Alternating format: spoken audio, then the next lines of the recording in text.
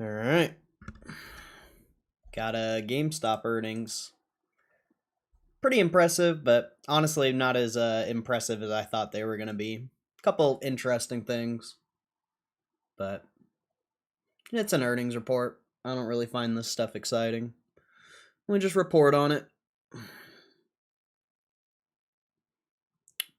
Wait for some people to hop in the stream before we get going here. I'm sure most people already have a pretty good idea. What's up, Matt Romano?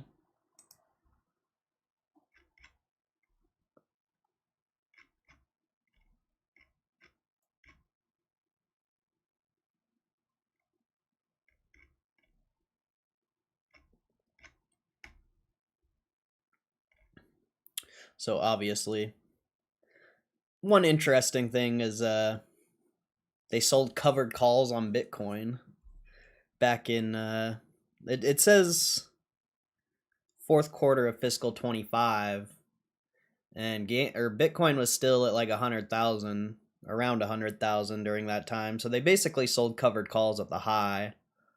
So though their Bitcoin investment's down, they could have like 2 to 300 million in unrealized gains on those covered calls. I don't know what the date is, or it doesn't say anything about the date or anything. Maybe when we read more into it, it'll talk about it more. But that's the only thing I've seen that's like relatively interesting. They're also going to be releasing One Piece power packs, which is cool. What's up, fishy friends?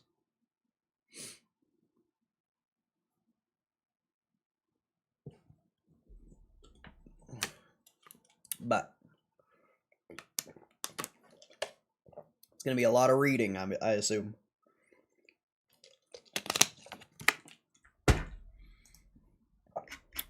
It's going to be a lot of reading. So I'm not too excited, but we'll see how it goes, I guess. We'll see how it goes.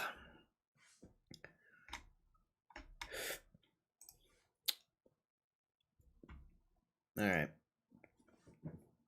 Do I just get right into it? I don't know. We'll wait a second. See if more people roll through.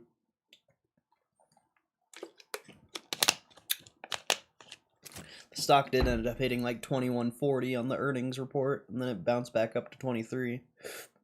So, price action, debatable. I don't know. To me, it wasn't that impressive. I was expecting a lot more net income. They did crush on their operating income though for the business, so this 2026 earnings report should be pretty big. Probably around the 1 billion net income mark, I would assume. But you know, I don't know how big Power Packs is going to be. I don't think you've seen any earnings regarding Power Packs at all for 2025. That doesn't start until 2026, so Power Packs could be massive. That could push them over 1 billion potentially, maybe. I don't know. You know, we'll see. But to me, this wasn't that impressive. But I guess we'll just get into it. Doesn't look like anyone is gonna roll through, so might as well just start reading. All right. GameStop reports fourth quarter and fiscal year 2025 results. GameStop today released financial results for the fourth quarter and fiscal year ended January 31st, 2026. The company's consolidated financial statements, including GAAP and non-GAAP results, are below. Company's Form 10K and supplemental info can be found on investor.gamestop, which we'll go through the 10K after this. I just want to read the summary. Fourth quarter overview. Net sales were 1.1 billion for the fourth quarter, compared to 1.28 billion in the prior year's fourth quarter. Selling, general, administrative expenses were 241.5 million for the fourth quarter, compared to 282.5 million in the prior year's fourth quarter. So they did relatively well on SG&A, still cutting costs. and that's positive. Operating income was 135.2 million for the fourth quarter, compared to 79.8 million in the prior year's fourth quarter. That's pretty big, almost a, what is that, like a 40% increase in operating income, so that's great. And that's not even with power packs. And who knows, they might not even be reporting everything. You never know. It could be much higher than that. You really never know. Excluding impairments and other items, adjusted operating income was 147.7 million for the fourth quarter, compared to 84.4 million in the prior year's fourth quarter. So it's actually a little bit higher. Net income was 127.9 million for the fourth quarter, compared to 131.3 million to the prior year's fourth quarter. Oh wow, that's interesting. So they actually didn't make as much profit for the fourth quarter. That's pretty interesting. I wonder why. I don't really remember what was special about last year, but yeah, that doesn't seem that great. But they also cut a lot of costs during 2025. They closed like 800 stores or something like that. So I guess, comparing that to last year, that's actually really positive that they were able to get like that close to getting the same net income with 700 less stores. Whether those stores were profitable or not, that's up for debate, I suppose. Excluding impairments, loss on digital assets and related receivables and other items, adjusted net income was 291.4 million for the fourth quarter, compared to 136.4 million for the prior year's fourth quarter. Oh, interesting. So, okay, so this is net income with digital assets, and this is net income without digital assets. So they actually absolutely destroyed. Wow, they actually absolutely crushed. Holy, that's insane. That's massive, bro. Wow, that's very impressive. Also, they had a little bit of an extra net income that they put into merchandise that isn't counted here, so which was last quarter, but still, there's going to be, even though they only posted like 418 million net income for the full year, it's actually closer to 600 million if you factor in all the merchandise they bought in the third quarter, I believe. Cash equivalents, and marketable securities were 9 billion at the close of the quarter, compared to 4.8 billion at the close of the prior year's fourth quarter.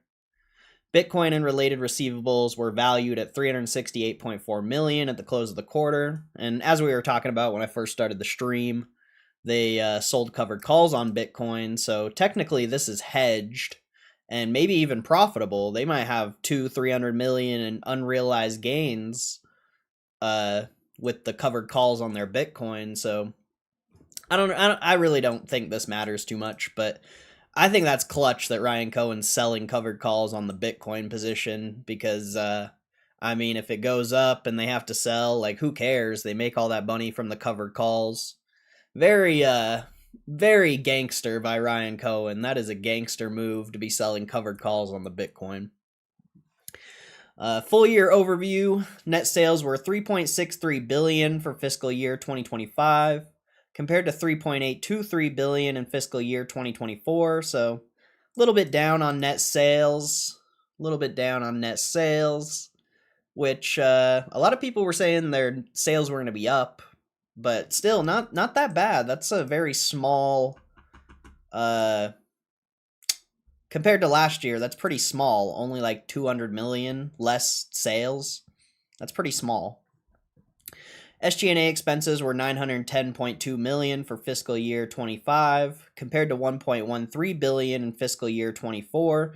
So they also cut their SG&A by 200 million as well. So kind of pretty much just breaks this even, but 700 less stores. So extremely positive.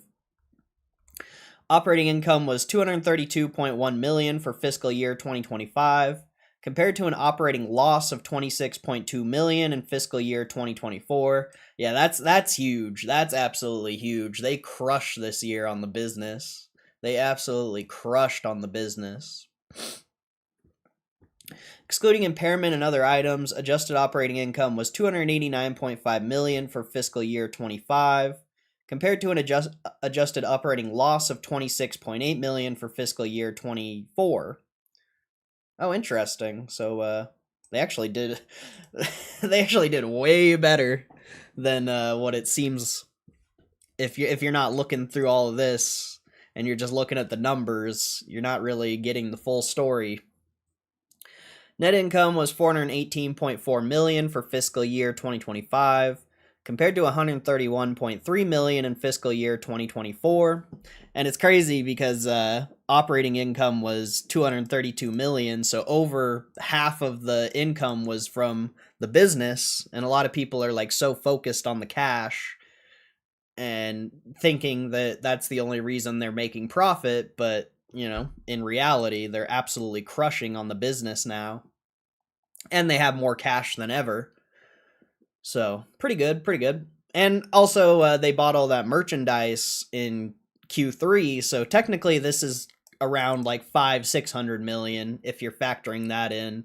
I don't remember exactly how much merchandise they bought, but I thought it was like 70 million or maybe even over 100.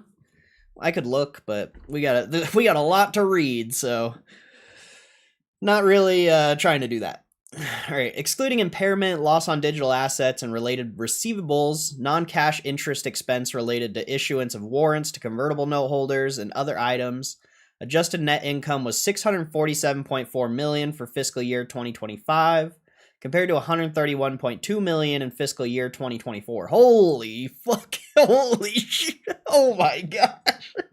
$647 million, dude. So they are counting the digital assets towards this net income here. So, wow, they absolutely crushed, actually. They actually absolutely crushed. Oh, man. And I don't even know if, I don't know if this is factoring in the merchandise they bought as well. So, actually, they made like 700 million. Holy. Let's go! Let's go! Although the stockholder equity didn't go up that much, but you also have the 300 million potentially in unrealized gains on the covered calls that probably isn't accounted for, and maybe some other stuff. So stockholder equity is close to 6 billion if you're factoring in things that aren't even on the balance sheet yet. The company will not be holding a conference call today. Additional information can be found in the company's Form 10-K. Well, this is your conference call. Me. I'm the reporter here, even though you guys probably watched all the fake GameStop holders and wannabe investors who probably don't even buy the stock, but still talk about it for some reason. This is the real earnings call here. This is where the real GameStop investors go to get their information. I don't think we need to read this. Let me skim through it real quick. I guess we'll read it. Even though all this stuff's usually in like every earnings thing for every company. There are some interesting things in the cautionary statements, but I guess I'll just read everything this time around. Might as well. It's probably going to be like a 2-hour long video, but whatever. Non-GAAP measures and other metrics. As a supplemental to the company's financial results, presented in accordance with U.S. generally accepted accounting principles, GameStop may use certain non-GAAP measures, such as adjusted SG&A expenses, adjusted operating income, adjusted net income per share, adjusted EBITDA, and free cash flow. The company believes these non-GAAP financial measures provide useful information to investors in evaluating the company's core operating performance. Adjusted SG&A expenses, adjusted operating income loss, adjusted net income loss per share, and adjusted EBITDA exclude the effect of discretely managed items. Exclude the effect of discretely managed items? Interesting. So there is more that they're not reporting on. Oh man, I knew it, bro. I knew it. Such as certain transformation costs, asset impairments, severance, as well as divestiture costs, which we believe is useful in providing period-to-period comparisons. Free cash flow excludes capital expenditures, otherwise including in net cash flow, used and provided by operating activities, and therefore measures our ability to generate additional cash from our business operations, which we believe is an important financial measure for use by investors in evaluating the company's financial performance. The company's definition and calculation of non-GAAP financial measures may differ from other companies. Non-GAAP financial measures should be viewed as supplementing and not as an alternative or substitute for the company's financial results prepared in accordance with GAAP. Certain of the items that may be excluded or included in non-GAAP financial measures may be significant items that could impact the company's financial position, results of operation, or cash flows, and should therefore be considered in assessing the company's actual and future financial condition and performance. And then there's some stuff in here. So, cautionary statement regarding forward-looking statements, safe harbor. This press release contains forward-looking statements within the meaning of Private Securities Litigation Reform Act of 1995. In some cases, forward-looking statements can be identified by the use of terms such as anticipates, believes, continues, could, estimates, expects, intends, may, plans, potential, predicts, pro forma, seeks, should, will, or similar expressions. Forward-looking statements are subject to significant risks and uncertainties, and actual developments, business decisions, outcomes, and results may differ materially from those reflected or described in the forward-looking statements. The following factors, among others, could cause actual developments, business decisions, outcomes, and results to differ materially from those reflected or described in the forward-looking statements. Economic, social, or political conditions in the market in which we operate, the competitive nature of the company's industry, the cyclicality of the video game industry, the company's dependence on the timely delivery of new and innovative products from its vendors, the impact of technological advances in the video game industry, and related changes in consumer behavior on the company's sales, interruptions to the company's supply chain or the supply chain of our suppliers, the company's dependence on sales during the holiday selling season, and on the popularity and sale of trading cards, the company's ability to obtain favorable terms from its current and future suppliers and service providers, the company's ability to anticipate, identify, and react to trends in pop culture with regard to its sales of collectibles, the company's ability to maintain strong retail and e-commerce experiences for its customers, the company's ability to keep pace with changing industry technology and consumer preferences,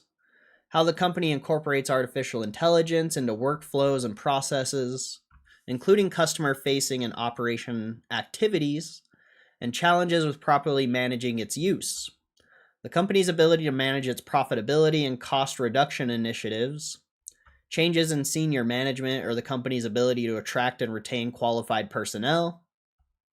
The company is highly dependent on the services of the company's chairman of the board and chief executive officer, Ryan Cohen.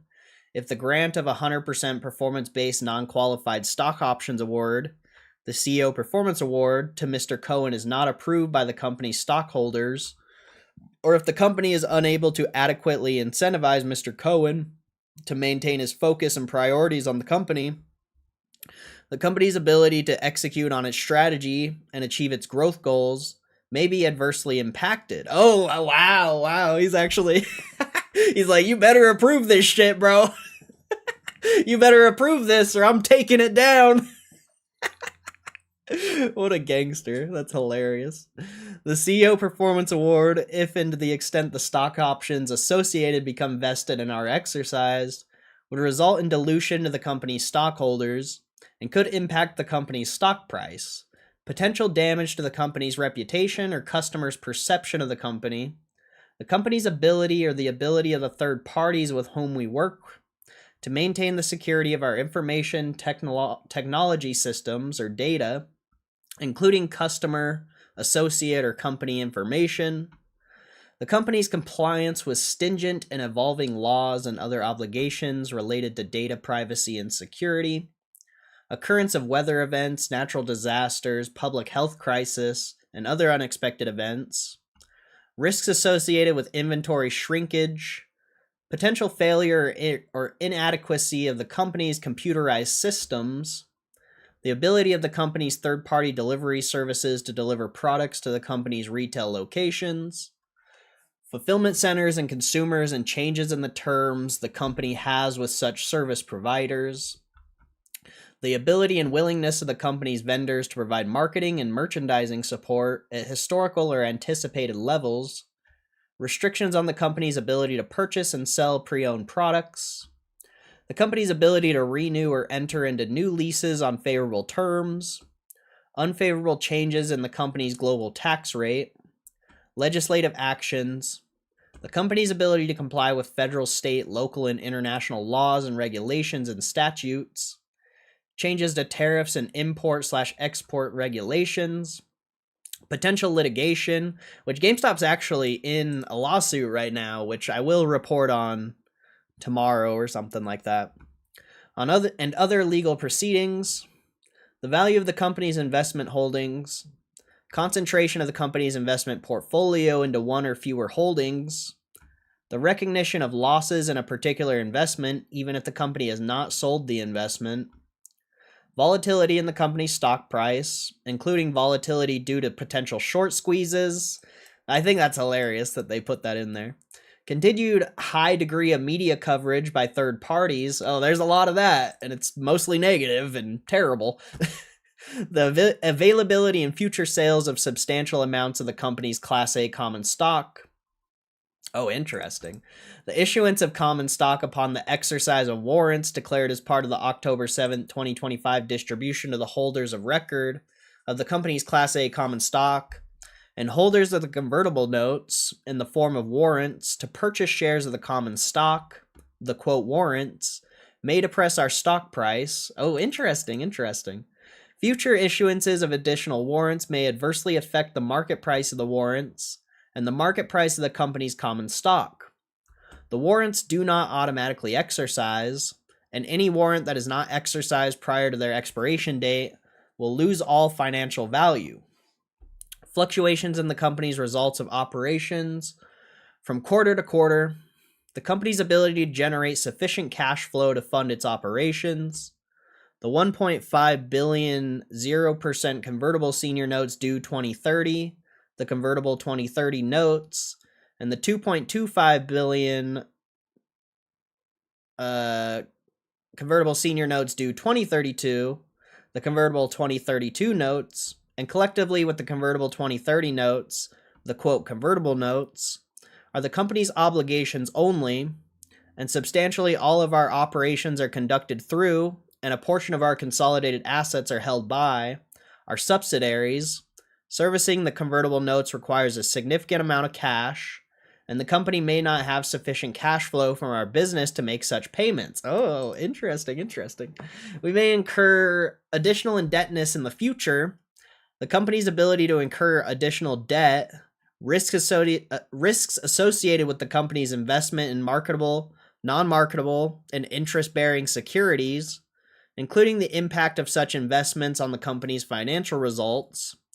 The company's investment policy permits investments in certain cryptocurrency assets, including Bitcoin and US dollar denominated stable coins. Oh, they haven't bought any stable coins yet. That's pretty interesting.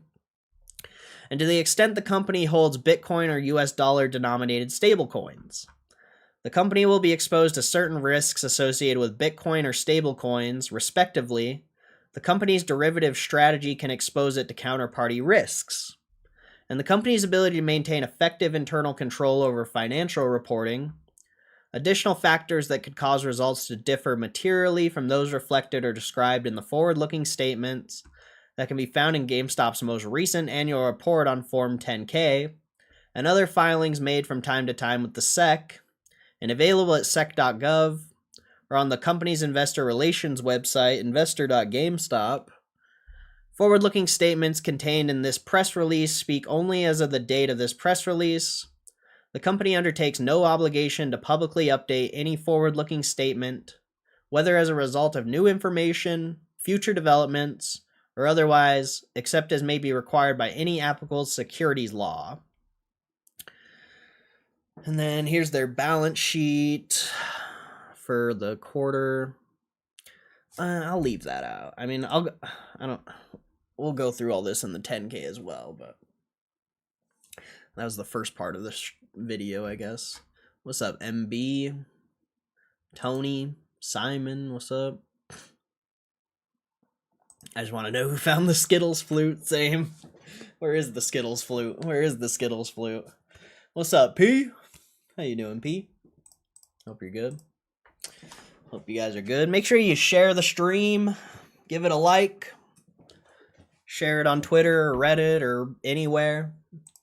I will be posting this as a stream clip as well, so if you're not going to share the stream, at least share the video I post when I post it, alright? I think that's fair, right?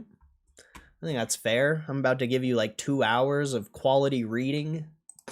I think the most you could do is at least like share the stream, right? Let's see, I'll go through the numbers for a second. All this stuff's going to be in the 10K. I just want to take a look for a second.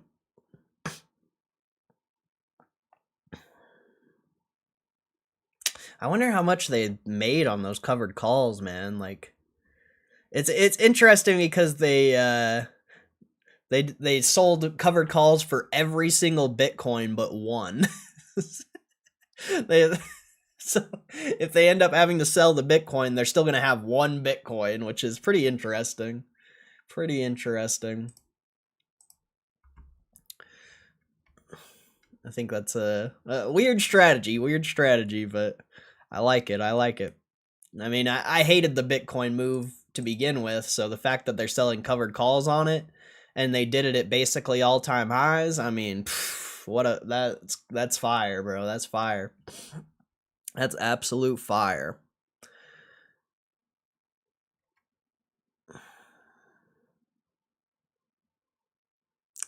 Yeah, there's nothing really that stands out here.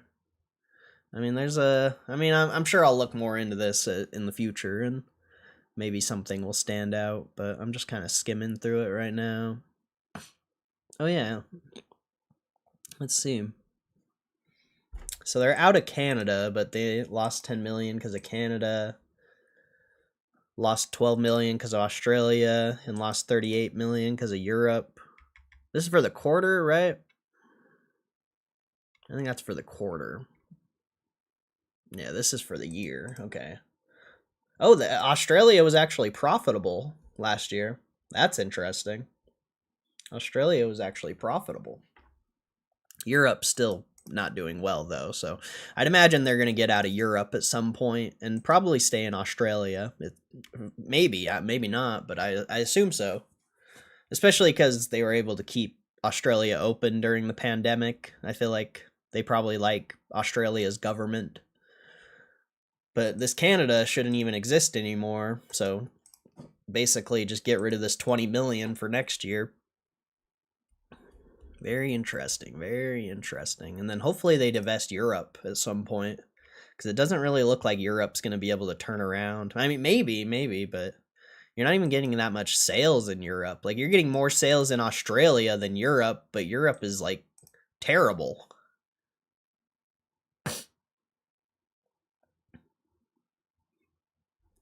And yeah, pretty interesting. Pretty interesting. They bought more marketable securities, so now you're sitting on like 9 billion cash. Their merchandise went down a little bit, which is probably all the merchandise they bought potentially, maybe. Or maybe no, they shouldn't have power pack stuff on this.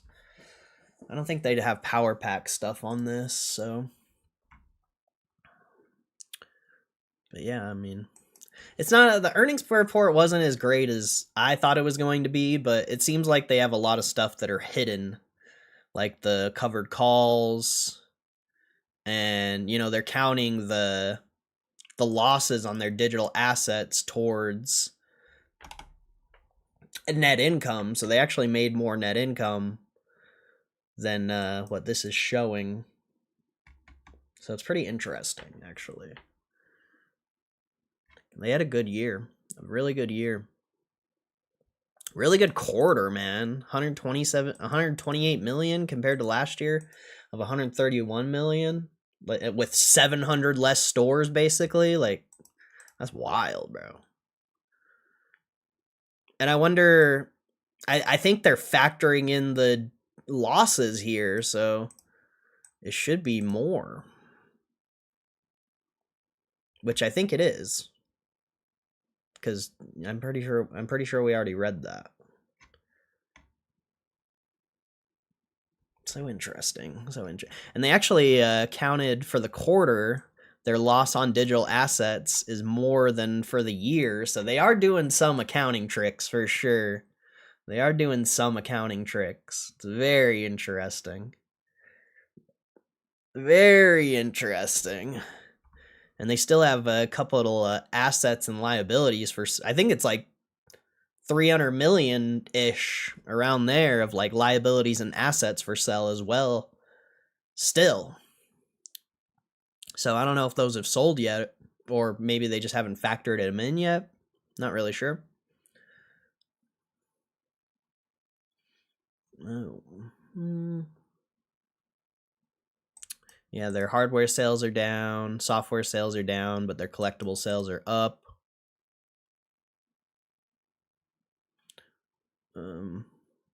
Yeah, same story on the yearly as well. They crushed on collectibles, man. They absolutely crushed on collectibles. Basically, collectibles is hedging out the hardware and accessories, but I feel like this year is going to be big for hardware and accessories because of all the good games that are coming out. There's so many good games coming out. Like, hardwares and accessories should be massive for 2026.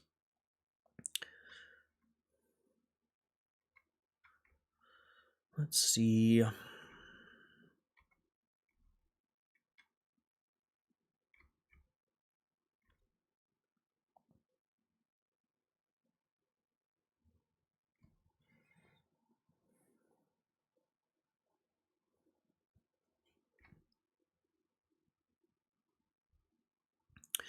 I don't think I need to read any of that. We define adjusted EBITDA as net income before income taxes, plus net interest income. I'm sure I'll read all this stuff in the 10K.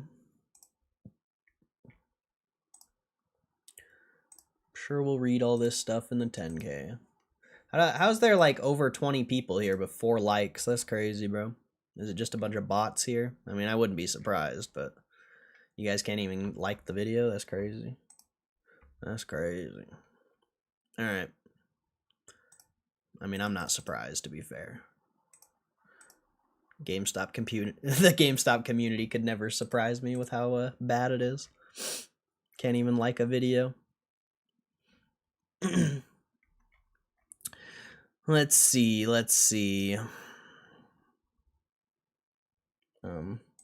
I guess I'll wait to record.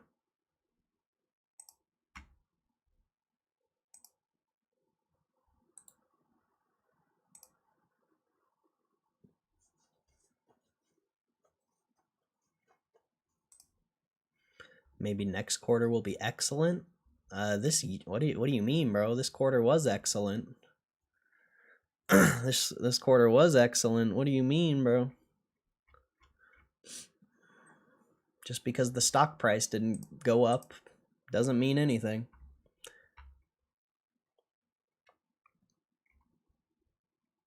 They must be AMC investors. Probably. They're probably all butthurt because the stock didn't go up and they all bet on options thinking that it was going to squeeze. Sorry, not going to happen. Good luck next time, though. Maybe stop gambling on options and you'll be, like, profitable. Just saying.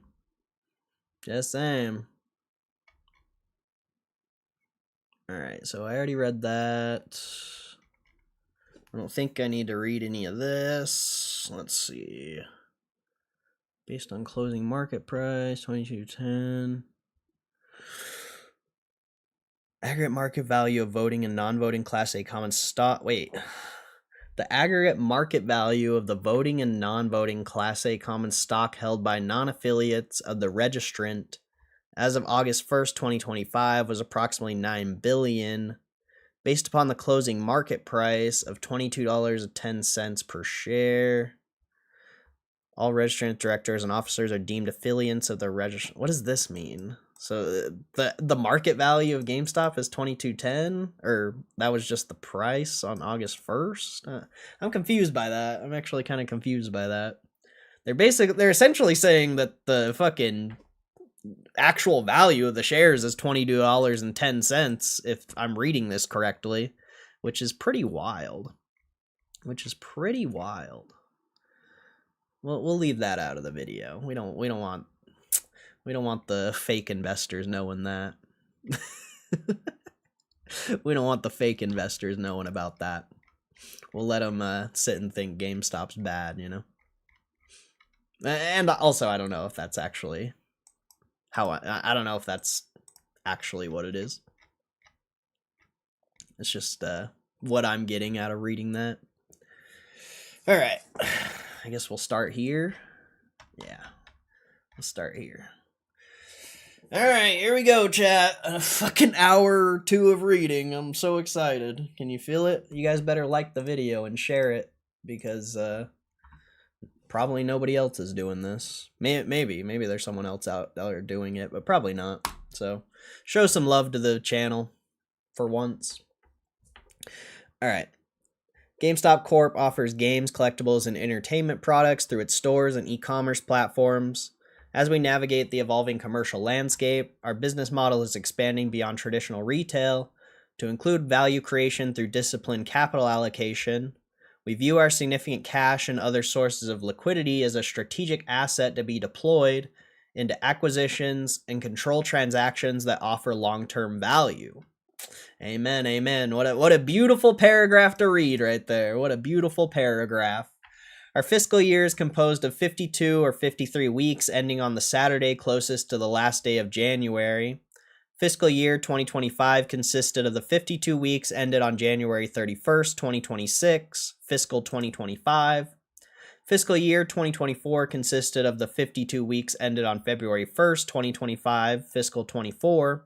And fiscal year 23 consisted of the 53 weeks ended on February 3rd, 2024, fiscal 2023. Business priorities. Our strategy has evolved into two distinct but complementary pillars: capital allocation, utilizing our significant capital resources to actively evaluate and execute on opportunities to acquire, invest in, or partner with businesses that offer long-term value.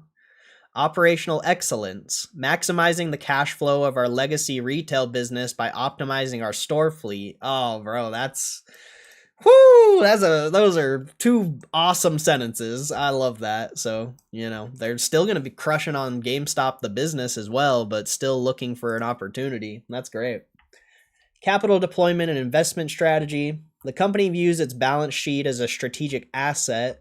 We continue to review the best use for our cash and other sources of liquidity, including potential control transactions and transformational acquisitions. While we do not limit our review to specific industries, our investment committee is actively evaluating opportunities that offer long-term value. Investment policy and guidelines. Investments are made in accordance with the guidelines of an investment policy that is reviewed at least annually by the board. Permissible investment instruments include cash and cash equivalents, e.g. bank obligations, money market funds, and commercial paper, fixed income securities, obligations of the U.S. Treasury, equity securities, limited to those listed on major exchanges, derivative instruments, and options. Whoa. I mean, they did sell the options on crypto, but are they going to start buying options and making bets? Probably not, but they'll still sell options most likely, because that's an easy way to get cash. Especially on a worthless investment like Bitcoin, you might as well sell options on it. And certain cryptocurrencies, including Bitcoin. To ensure the company can act on these opportunities with speed and efficiency, the board has delegated authority to an investment committee of the board to manage the company's cash and other sources of liquidity and to review potential acquisitions and control opportunities. Structure. The committee consists of the company's chairman and chief executive officer, Ryan Cohen, and 2 independent members of the board.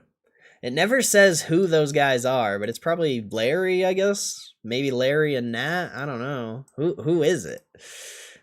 Alignment of interests. Depending on certain market conditions and various risk factors, Mr. Cohen or other members of the investment committee, each in their personal capacity or through affiliated investment vehicles, may at times invest in the same securities in which the company invests. The board anticipates that such investments will align the interests of the company with the interests of related parties because it places the personal resources of such directors at risk in substantially the same manner as resources of the company. Retail business. We are optimizing our retail footprint. We view our extensive domestic network of physical locations not merely as stores, but as fulfillment and service anchors that provide immediate capabilities. Oh, interesting. So the stores are also fulfillment centers as well, basically. That's so, bro.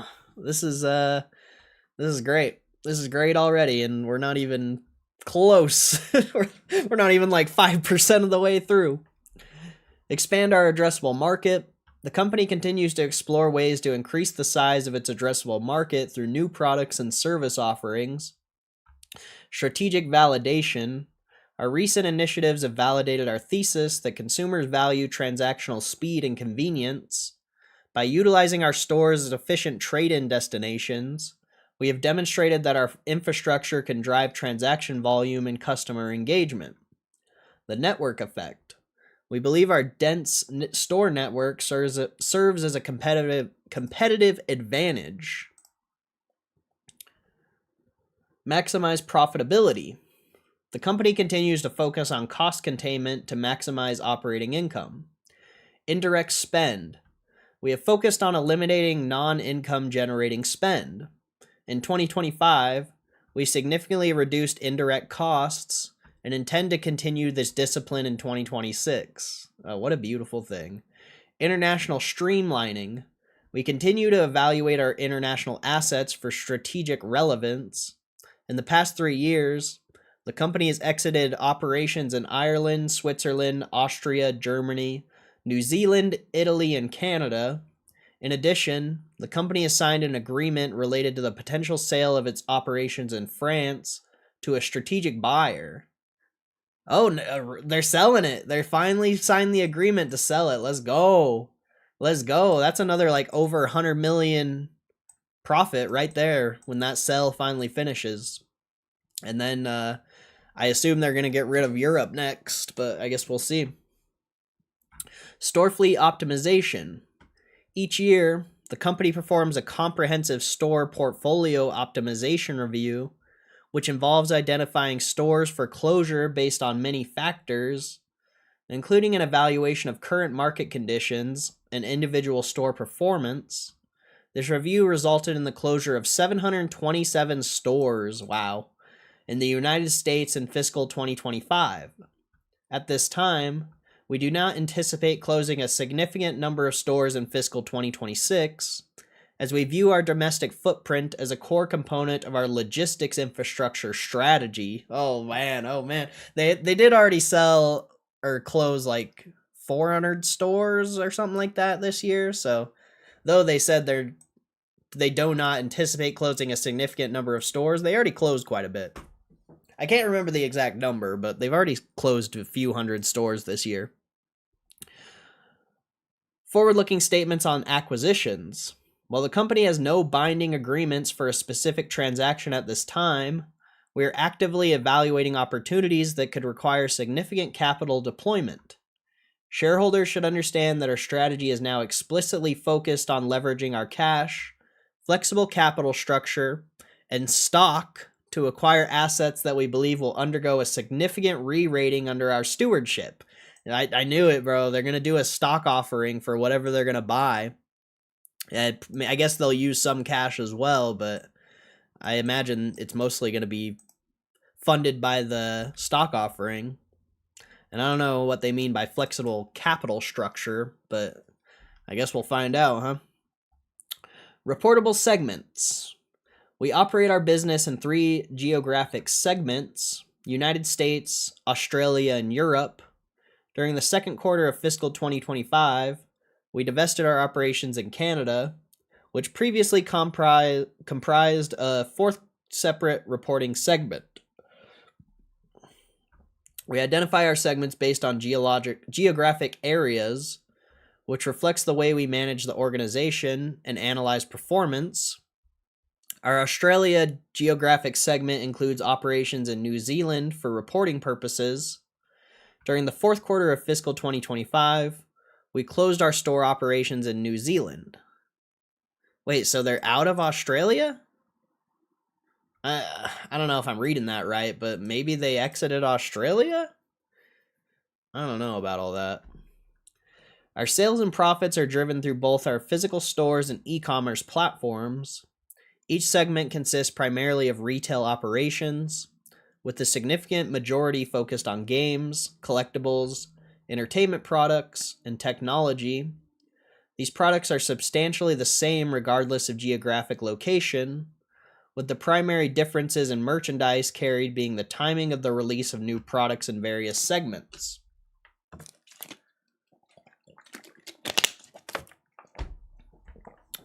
As of January 31st, 2026, we had a total of 2,206 stores across all our segments, 1,598 in the United States, 308 in Europe, and 300 in Australia. Man, that's interesting. I wonder if they're going to get... it seems like off this sentence they already got rid of Australia, but I don't think I'm reading that correctly. But hopefully they get out of Europe. Our stores and e-commerce sites operate primarily under the names GameStop, EB Games, and Micromania. Our Australia and Europe segments also include 23 pop culture themed stores selling collectibles, apparel, gadgets, electronics, toys, and other retail products for technology enthusiasts, and general consumers in international markets operating under the Zing Pop Culture brand. Financial information about our segments is included in Part 2, Item 7, Management's Discussions and Analysis of Financial Conditions and Results of Operation, and Part 2, Item 8, Notes to the Consolidated Financial Statements, Note 5, Segment Information of this Form 10-K. Merchandise. We categorize our sale of products as follows. Hardware and accessories. We offer new and pre-owned gaming platforms from the major console manufacturers. The current generation of consoles include the Nintendo Switch 2, Sony PlayStation 5, and Microsoft Xbox Series X. Accessories consist primarily of controllers, gaming headsets, and other peripheral devices. Wait, so hardware and accessories doesn't even count like PlayStation 4 games and stuff? Interesting. And they also just announced that PS3, Xbox 360, and Wii U are retro. So are those technically collectibles now? From the major console manufacturers, the current generation of consoles. I don't know. I don't think that's what that's saying there. But that's interesting if like retro is considered collectibles. I don't think it is. Software. We offer new and pre-owned gaming software for current and certain prior generation. Oh, so software is where you're getting like PS4 and stuff like that. Okay. We offer new and pre-owned gaming software for current and certain prior generation consoles. We also sell a wide range of in-game digital currency, digital downloadable content, and full game downloads. Okay, that's pretty interesting. So hardware and accessories is only current generation of consoles, and software is like everything else, but still gaming. And then like in-game digital currency, downloads, and full game downloads. Very interesting. I actually never knew that. Collectibles.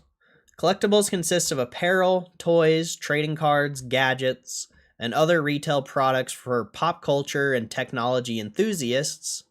This category also includes collectibles related services, such as submission services for the authentication and grading of trading cards. Oh, wow. Oh, wow. Good to know. Good to know. Store locations. Our retail stores are generally located in strip centers, shopping malls, and pedestrian areas. These locations provide easy access and high frequency of visits, and in the case of strip centers and high traffic pedestrian stores, high visibility. We target strip centers that are conveniently located, have a mass merchant or supermarket anchor tenant, and have a high volume of customers. Oh, bro, that is just genius, man. That is just genius. I love the transparency they're giving for this earnings report. So transparent. This is the most transparent earnings report I've ever read. I mean, I'm relatively new to this investment, so I think I've only fully read last year's and maybe 2023's, but from what I remember, this is like the most transparent they've been. As of January 31st, 2026, we offered games and entertainment products in 2,206 stores worldwide, as more specifically set forth below. Oh, these are just all the locations. I don't want to go through all that. I mean, I'll go through all that in my own time, but I don't want to go through all this. Vendors. We purchase our new products worldwide from a broad number of manufacturers, software publishers, and distributors. Our largest vendors are Nintendo, Sony, and Pokemon, which collectively accounted for a majority of our new product purchases in fiscal 2025. We have established certain rights with our primary gaming product vendors that reduce our risk of inventory solvents, I can't say that word, including in some circumstances, unsold product return policies, and protections against price reductions. In addition, we generally conduct business on an order-by-order basis, a practice that is typical throughout the industry. We believe that maintaining and strengthening our long-term relationships with our vendors is essential to our operations. Loyalty program. We operate loyalty programs in each country where we have store operations. These programs generally allow customers to enroll in either a free or paid membership, providing access to exclusive rewards. Paid memberships typically offer additional discounts and benefits across our stores and e-commerce properties. Customers participating in these programs represent a meaningful portion of our overall sales. Trade-in program.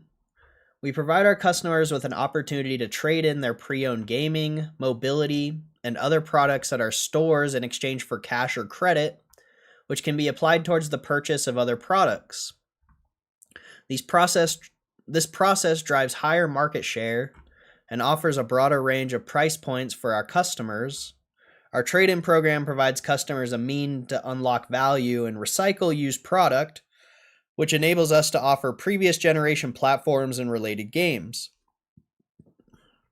We operate refurbishment centers in the United States, Australia, and Europe, where used gaming, mobility, and other products can be tested, repaired, sanitized, repackaged, and redistributed for sale. In addition, we offer a trade-in program for graded collectibles, allowing customers to quickly convert their graded trading cards into immediate liquidity. This program provides a convenient and transparent way for customers to sell graded cards across our network of locations, and we believe it represents a meaningful differentiator in the marketplace. I agree. Distribution and information management. Our operating strategy involves providing a convenient and broad selection of merchandise and services that our customers may want or need.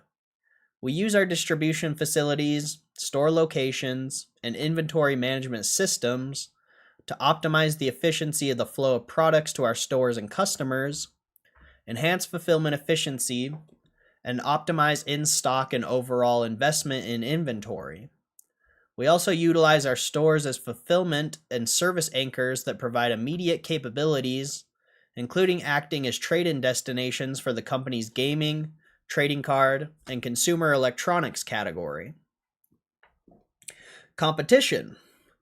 The gaming industry is intensely competitive and subject to rapid changes in consumer preferences and frequent new product introductions. We compete with mass merchants and regional chains, computer product and consumer electronics stores, other gaming and related specialty stores, toy retail chains, direct sales by software publishers, the online environments operated by Sony, PlayStation Network, Microsoft, Xbox Live, Nintendo Switch Online, as well as other online retailers and game rental companies. Game products are also distributed through other methods such as digital delivery. We also compete with sellers of pre-owned and value gaming products and other forms of entertainment activities, including casual and mobile games, movies, television, theater, sporting events, and family entertainment centers. The collectible market is similarly fragmented and highly competitive, with significant price and allocation pressure. We compete with mass merchants and regional chains, sporting goods stores, local and regional specialty retailers, and online marketplaces offering trading cards, gaming-related collectibles, and similar products. In the United States, we compete with Walmart Stores, Inc., Walmart, Target Corporation, Target, Best Buy Co., Inc., Best Buy, and Amazon.com, Inc., Amazon.com, and other national and specialty retailers. In Europe, our competitors include major consumer electronic retailers such as Fnac Darty, large hypermarket chains including Leclerc and Amazon.com's online marketplace. In Canada, prior to the divestiture of our operations, our primary competitors included Walmart and Best Buy. In Australia, we compete with retailers such as JB Hi-Fi Stores, Big W, Target, and Amazon.com. Interesting. So the acquisition's either going to be Target or Best Buy, I guess. I don't know. That's just my assumption. Why not buy one of your competitors, right? Globally, we also compete with certain vendors, including Sony, Nintendo, and Microsoft, among others, for direct-to-consumer digital and physical offerings. Interesting. Seasonality. Our business, like that of many retailers, is seasonal, with a significant portion of sales and operating profit realized during the fourth quarter of fiscal year, which includes the holiday selling season. Although the fourth quarter remains our largest period, its relative contribution is moderated compared to historical levels. Results for any quarter are not necessarily indicative of the results that may be achieved for a full fiscal year. Quarterly results may fluctuate materially depending upon, among other factors, the timing of new product introductions and releases, adverse weather conditions, shifts in the timing of certain holidays or promotions, and changes in our merchandise mix. We generated approximately 30% and 34% respectively of our sales during the fourth quarter of fiscal 25 and 24. Oh wow. Trademarks. We have a number of trademarks and service marks including GameStop, EB Games, EB Electronics Boutique, and GameStop Pro, which are registered with the U.S. Patent and Trademark Office. For many of our trademarks and service marks, including Micromania and Zing Pop Culture, we also have registered or have registrations pending with the trademark authorities throughout the world. We maintain a policy of pursuing registration of our principal marks and opposing any infringement of our marks. What's up, Isaiah, Snakes, Fishy, P, MB, Hugh G, Tony? Sorry, I'm not really reading the chat. I'm just trying to read this. There's a lot. There's a lot, but I appreciate you all being here. Make sure you guys hit the like button and share the stream if you haven't. Human capital. At GameStop, we strive to attract, retain, and develop talent at all levels of our organization, We have approximately 4,000 full-time salaried and hourly associates, and between 11,000 and 16,000 part-time hourly associates worldwide. Depending on the time of the year, our human resource philosophy is based on the following tenets. Development. We are committed to providing our associates with opportunities to develop and grow their careers. We offer learning opportunities through our training programs. Collaboration. We advocate working actively to build understanding and collaboration across functions. We believe a more collaborative workforce provides many benefits in drawing upon a greater richness of resources, experiences, ideas, and talents. Benefits. We have designated our compensation and benefits program to meet the unique needs of employees in our various business segments. These programs are intended to attract, reward, and retain talent while instilling our ownership mentality in our work. I don't think I need to read that. Risk factors. Didn't we already read this basically? I guess we can go through this, even though we technically already read a lot of this. There's a lot more detail here, it looks like. Risk factors. An investment in our company involves a high degree of risk. You should carefully consider the risks below, together with other information contained in this report and other filings we make with the SEC. Before you make an investment decision with respect to our company, the risks described below are not the only ones facing us.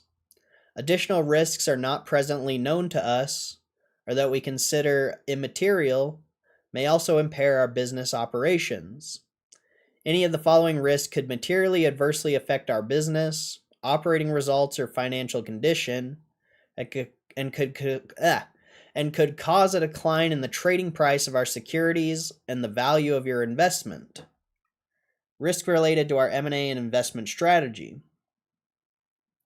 Our success in meeting strategic objectives can depend on our performance in evaluating and executing on acquisitions and other control transactions. As part of our corporate strategy and growth plans, in the ordinary course of business, we seek out, review, and consider potential acquisitions and other control transactions, some of which may be significant in size.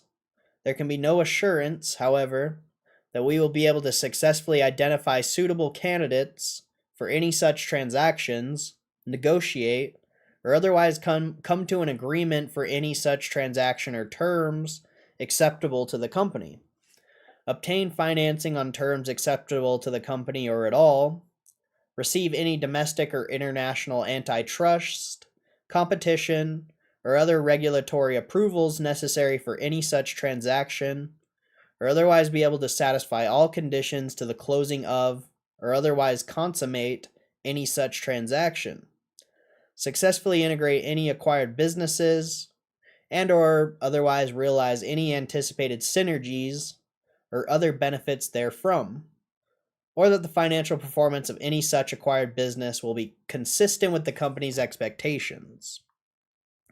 What's up, Rosh?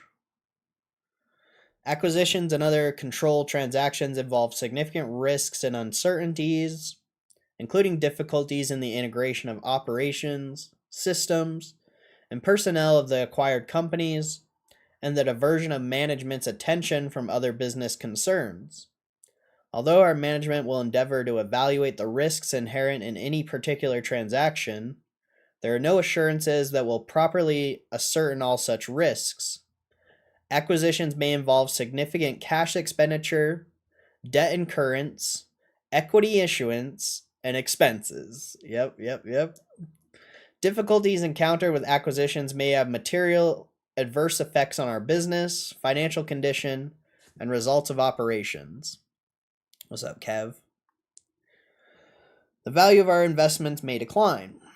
The company's investment policy permits the company to invest from time to time in securities and certain cryptocurrencies, including Bitcoin and US dollar denominated stablecoins. The policy also permits the company to invest in derivative instruments and options. The company is and will be exposed to market volatility in connection with these investments. The company's financial position and financial performance could be adversely affected by worsening market conditions or poor performance of such investments. Bitcoin, for example, is a highly volatile asset and has experienced significant price fluctuations over time. US dollar denominated stablecoins may also suffer from value loss due to various issues underlying the product, including bank or issuer failure or underlying blockchain problems. The company may also invest from time to time in non-marketable securities and may need to hold such instruments for a long period of time and may not be able to realize a return of its cash investment should there be a need to liquidate to obtain cash at any given time. The company may also invest from time to time in securities that are interest-bearing securities, and if there are changes in interest rates, those changes would affect the interest income the company earns on these investments, and therefore impact its cash flows and results of operations. Our investments may be concentrated in one or few holdings, which may result in a single holding significantly impacting the value of our investments. The company's investments are overseen in accordance with the guidelines approved by the investment committee pursuant to the investment policy. The company's investments may be concentrated in just one or a few holdings. Additionally, the investment committee may use derivatives or leverage, which could further increase the risks and volatility in the holdings. Accordingly, a significant decline in the market value of one or more such holdings may not be offset by hypothetically better performance of the other holdings, if any. This concentration, especially if the position involves derivatives or leverage, of risk may result in a more pronounced effect on net income and stockholders' equity, and may result in greater volatility in the fair market value of the company's investments from one period to another. To the extent we hold Bitcoin, we'll be exposed to certain risks associated with Bitcoin. Oh, interesting. To the extent we hold Bitcoin, so potentially they plan to get exercised on those covered calls at some point. Or assigned, I mean.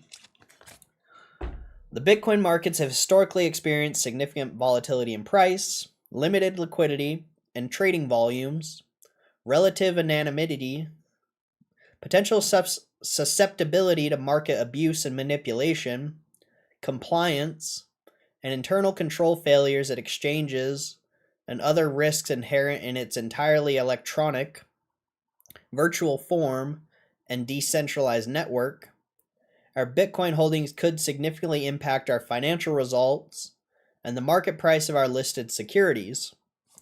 Our Bitcoin strategy has not been tested over an extended period of time or under different market conditions.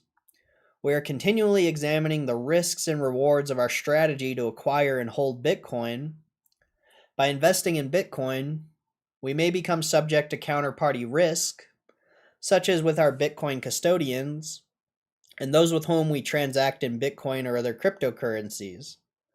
The broader digital asset industry may also be subject to counterparty risks, which could adversely impact the adoption rate, price, and use of Bitcoin. Bitcoin and other cryptocurrencies are subject to regulatory and legal uncertainty, and governments and regulators may enact new laws and regulations or pursue regulatory, legislative, enforcement, or judicial actions that could impact the price of Bitcoin or our ability to acquire, hold, or transfer Bitcoin, and may subject us to increased regulatory scrutiny.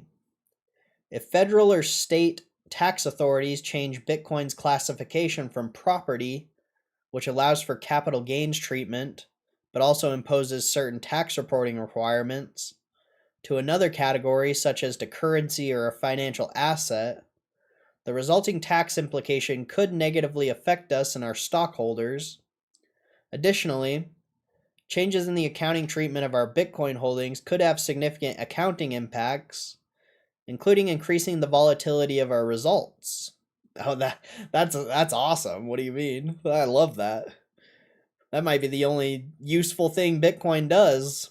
Straight up. That might be the only useful thing that it does.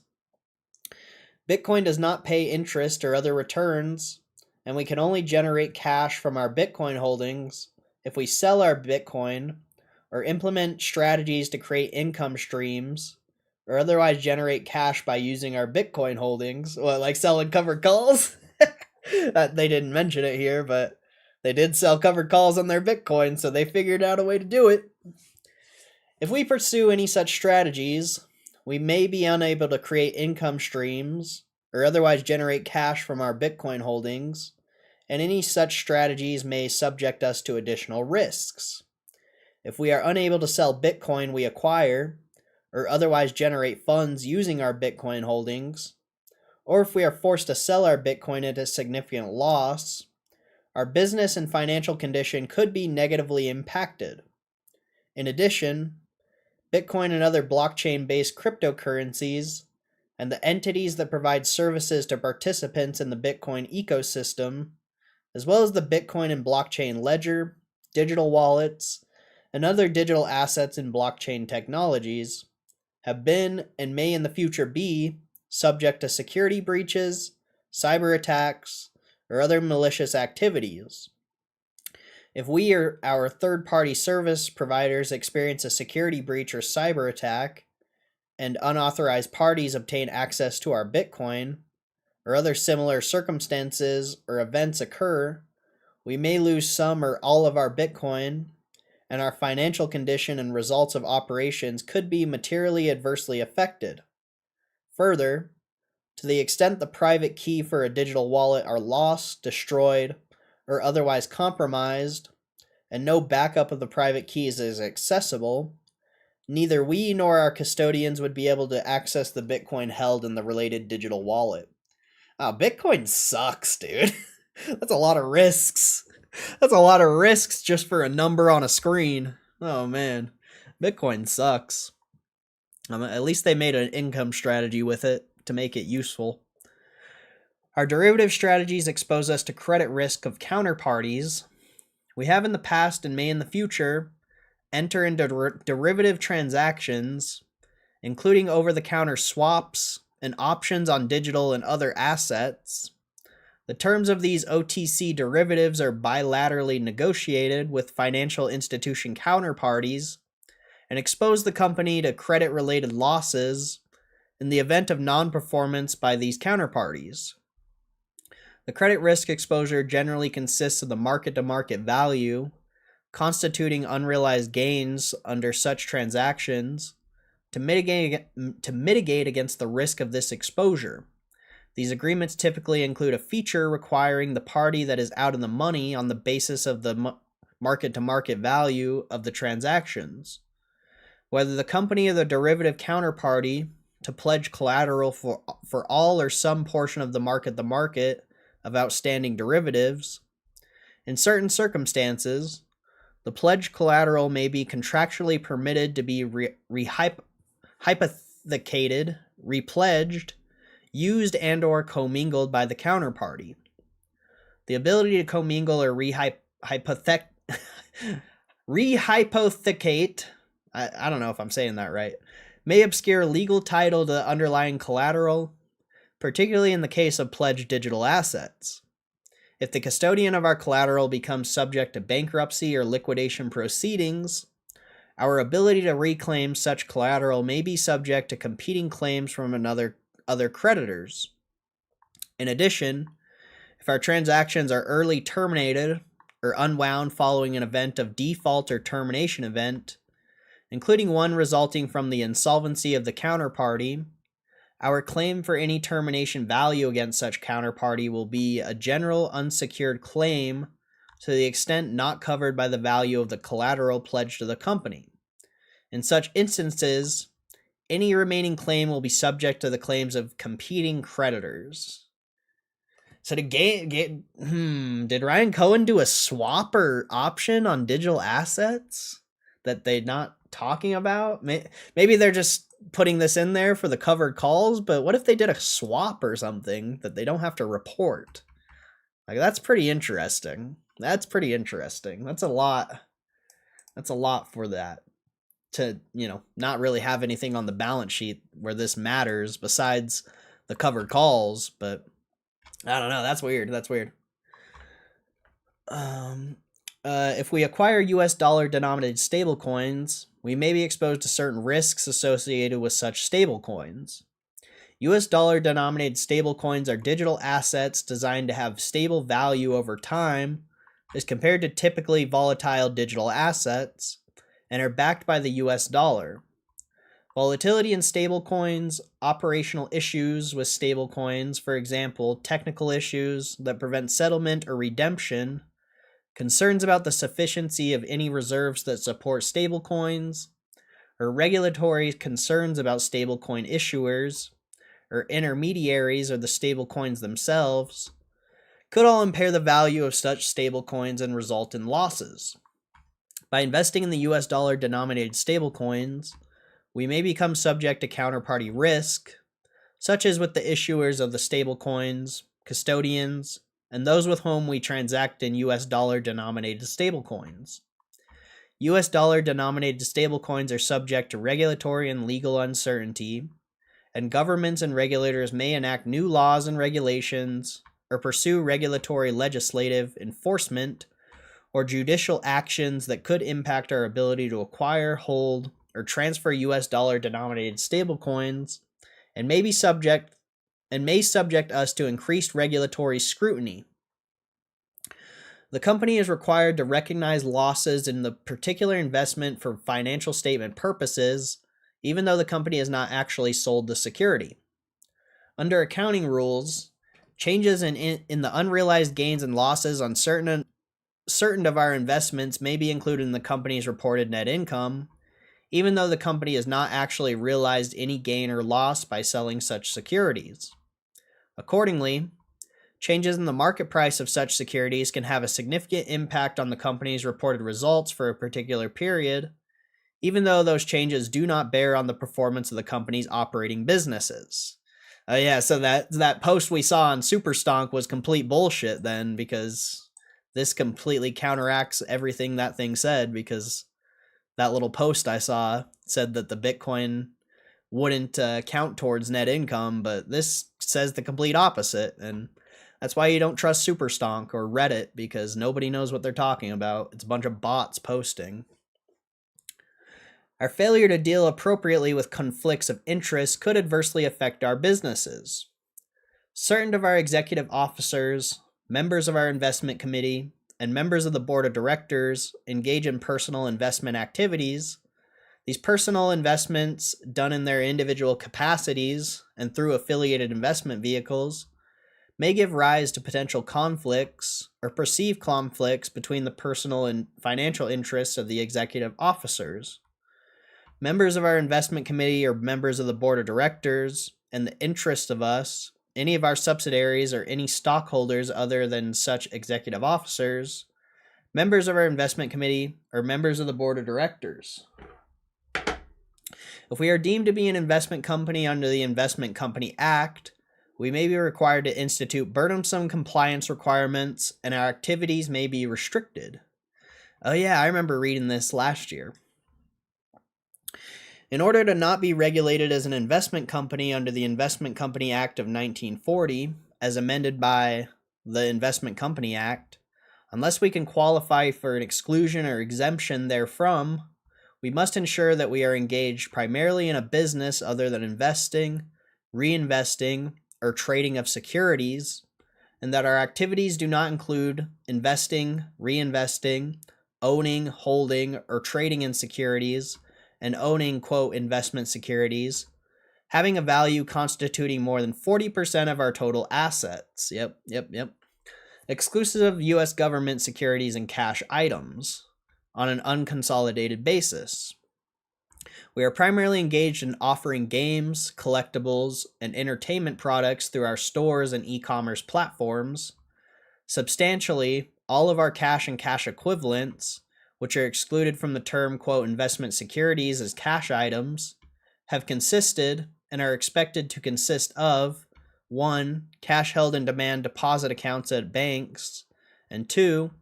Holdings of securities of money market funds that comply with Ruler 2A-7 under the Investment Company Act, and 3.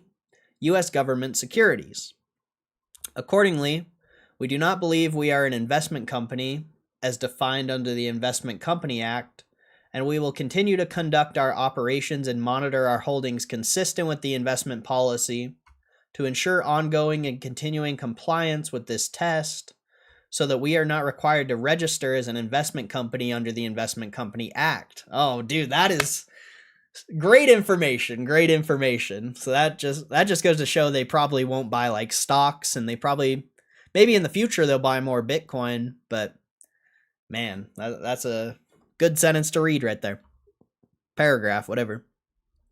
A change in or further guidance that may be issued in the future by the SEC or its staff could negatively affect our ability to be excluded from the definition of an investment company under the Investment Company Act and regulation thereunder, which in turn could inhibit our ability to pursue our chosen strategies and may require us to reclassify our assets for purposes of the Investment Company Act or adjust our strategy accordingly.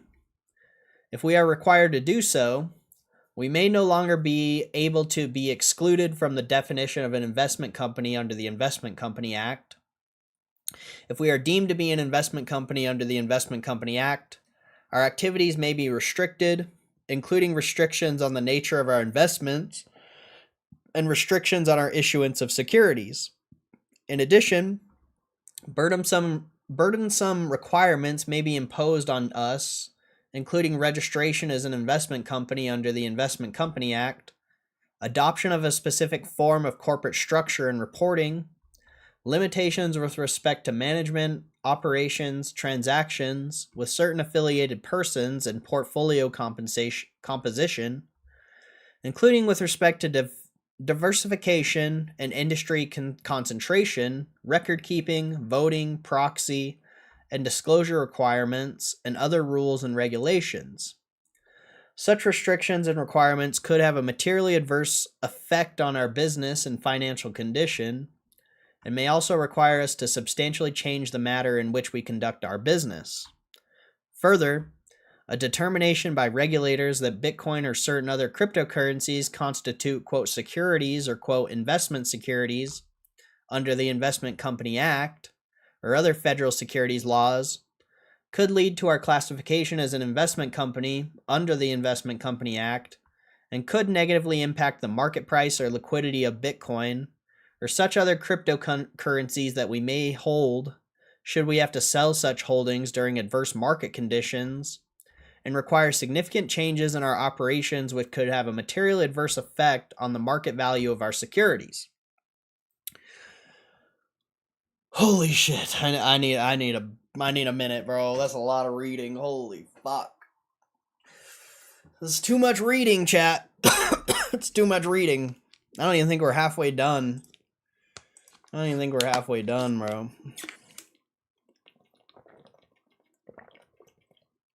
Already been reading for like an hour, bro.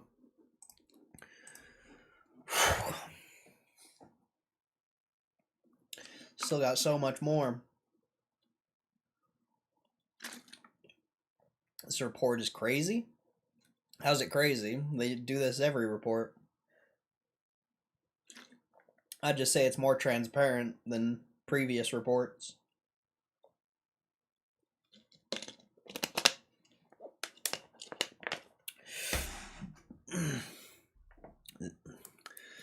Every company makes the risks public. This isn't anything from normal. It's just more transparent than normal. So I don't know. Maybe this is your first time reading one of these. I'm not sure. But this is pretty standard. Pretty standard.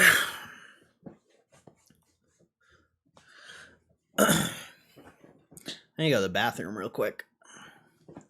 I'll be right back.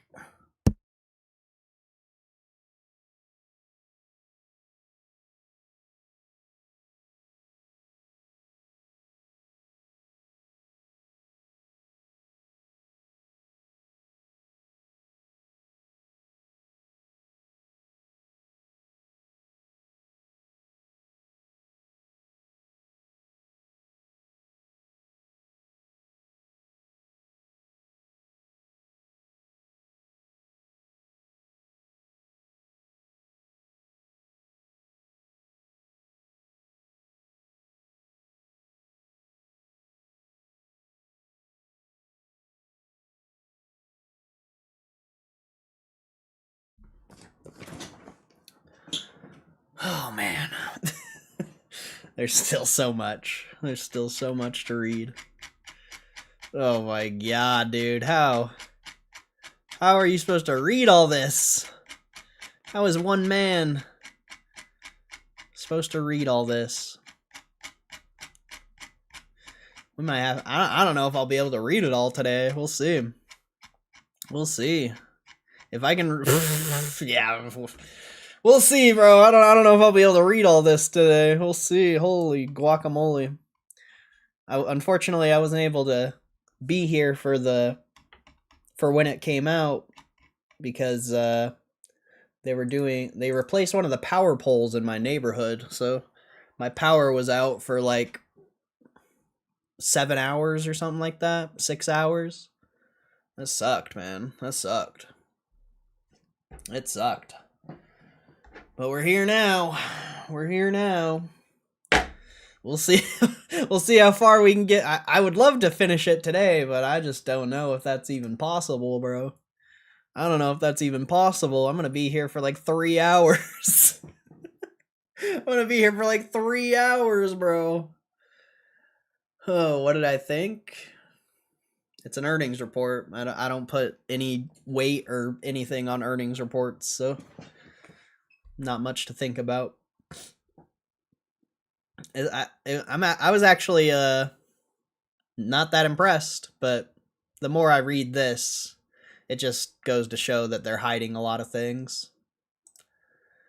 They're hiding a lot, so I wasn't really impressed with the numbers that were posted, but they're better than what they posted. They're much better than what they posted. Thought something was up when you weren't on here. Yeah. Freaking my city, bro. My city sucks, bro.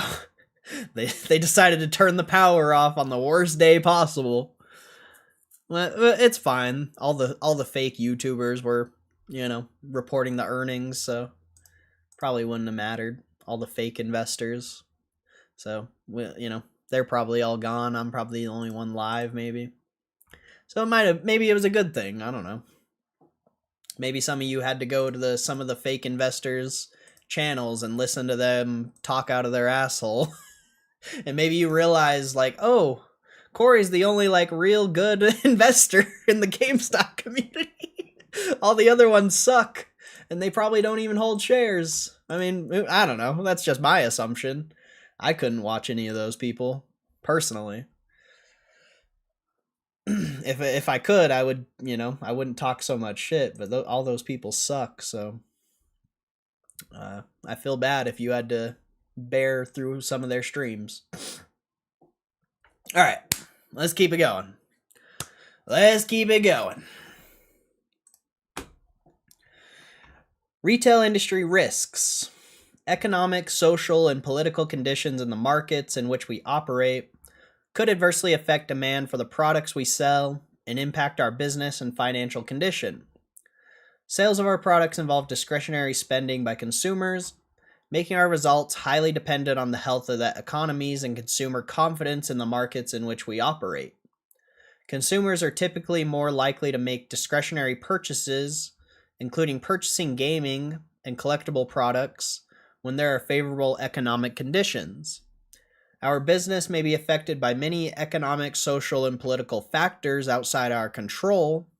Some of these factors include consumer disposable income levels, consumer confidence in current and future economic conditions, levels of unemployment, consumer credit availability, consumer debt levels, interest rates, tax rates, housing market conditions, inflation, tariffs, socio-political factors, such as civil unrest or political uncertainty, and the effects of weather, natural disasters, and public health crisis, adverse economic, social, and political changes in any of the regions in which we sell our products could adversely affect our business in many ways, including reduced sales and margins.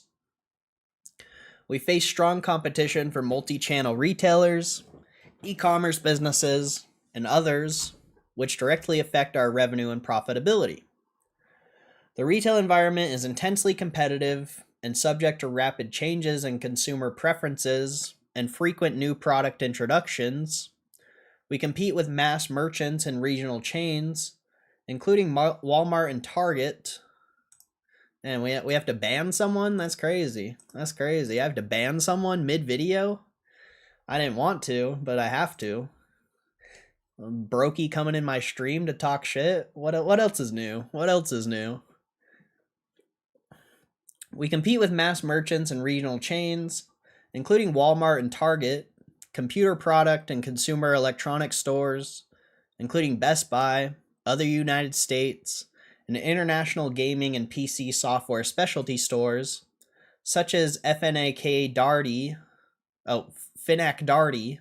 major hypermarket chains like Leclerc, toy retail chains, and internet-based retailers such as Amazon.com, other internet marketplaces, including those operated by game publishers and console manufacturers, online retailers of digital software, game rental companies, and collectibles and trading card retailers.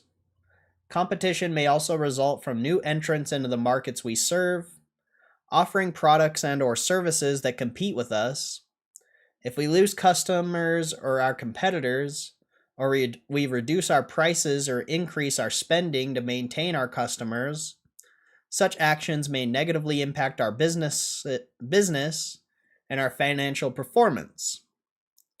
Multi-channel retailers and e-commerce companies continue to focus on delivery services, with customers increasingly seeking faster, guaranteed delivery times and low cost or free shipping. Our ability to be competitive on delivery times and delivery costs depends on many factors, and our failure to successfully manage these factors and offer competitive delivery options could negatively impact the demand for our products. The gaming industry has historically been cyclical and is affected by the introduction of next-generation consoles, which could negatively impact the demand for existing products. The gaming industry has historically been cyclical in nature in response to the introduction and maturation of new technology. Following the introduction of new gaming platforms, sales of these platforms and related software and accessories generally increase due to initial demand, while sales of older platforms and related products generally decrease as customers migrate towards the new platforms. A new console cycle began with the launch of Sony PlayStation 5 in November 2020, the Microsoft Xbox Series X in November 2020, and the Nintendo Switch 2 in June 2025. And you got a bunch of new consoles that are going to get released here in the next couple years. A lot of handhelds, but still. We are dependent upon the timely delivery of new and innovative products from our vendors, and failure to timely obtain new products can adversely affect our sales. Also, GTA 6 kind of counts as a console release in itself in a lot of ways. We depend on manufacturers and publishers to deliver video game hardware, software, collectibles, including trading cards, and consumer electronics in quantities sufficient to meet customer demand. Some of the products we sell, including Pokemon trading cards, may be in short supply and highly allocated among us and our competitors, and we compete for product inventory. If we fail to obtain products in sufficient quantities, our sales may be negatively impacted. See, that's why I feel like they're going to get Target, bro, because they're going to have more allocation towards Pokemon and other products. Maybe Best Buy, but I feel like Target would just expand the categories they could sell from much larger than Best Buy. But Best Buy also, I feel like, has really high quality items, so I don't know, very, very debatable. I guess we'll see. Maybe they won't buy either of them. Who knows? But just this alone, the allocation of Pokemon, it would be a good reason to buy one of the competitors.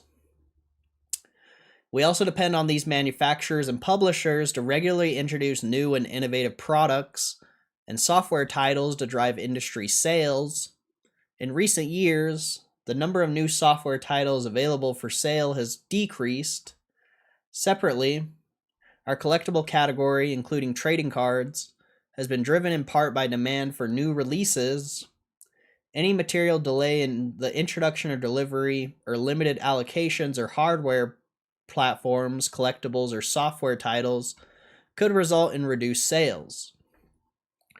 Technological advances in the delivery and types of video games and PC entertainment software available to consumers, as well as changes in consumer behavior related to these new technologies, have lowered and may continue to lower our sales.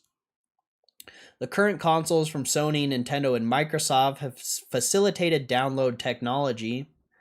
Downloading of video game content to the current generation video game systems continues to grow and take an increasing percentage of new video game sales. If consumers' preference for downloading video game content in lieu of physical software continues to increase, our business and financial performance may be adversely impacted. In addition, both Sony and Microsoft currently offer consoles that only allow for the purchase of digital games and content and do not work with physical software. Sales of those types of consoles eliminate the ability of customers to purchase physical software, which may also adversely affect our sales of both new and pre-owned physical software. Interruptions to our supply chain or the supply chain of our suppliers may adversely affect our business. A number of our suppliers rely on foreign sources, primarily in Asia, to manufacture a portion of the products we purchase from them.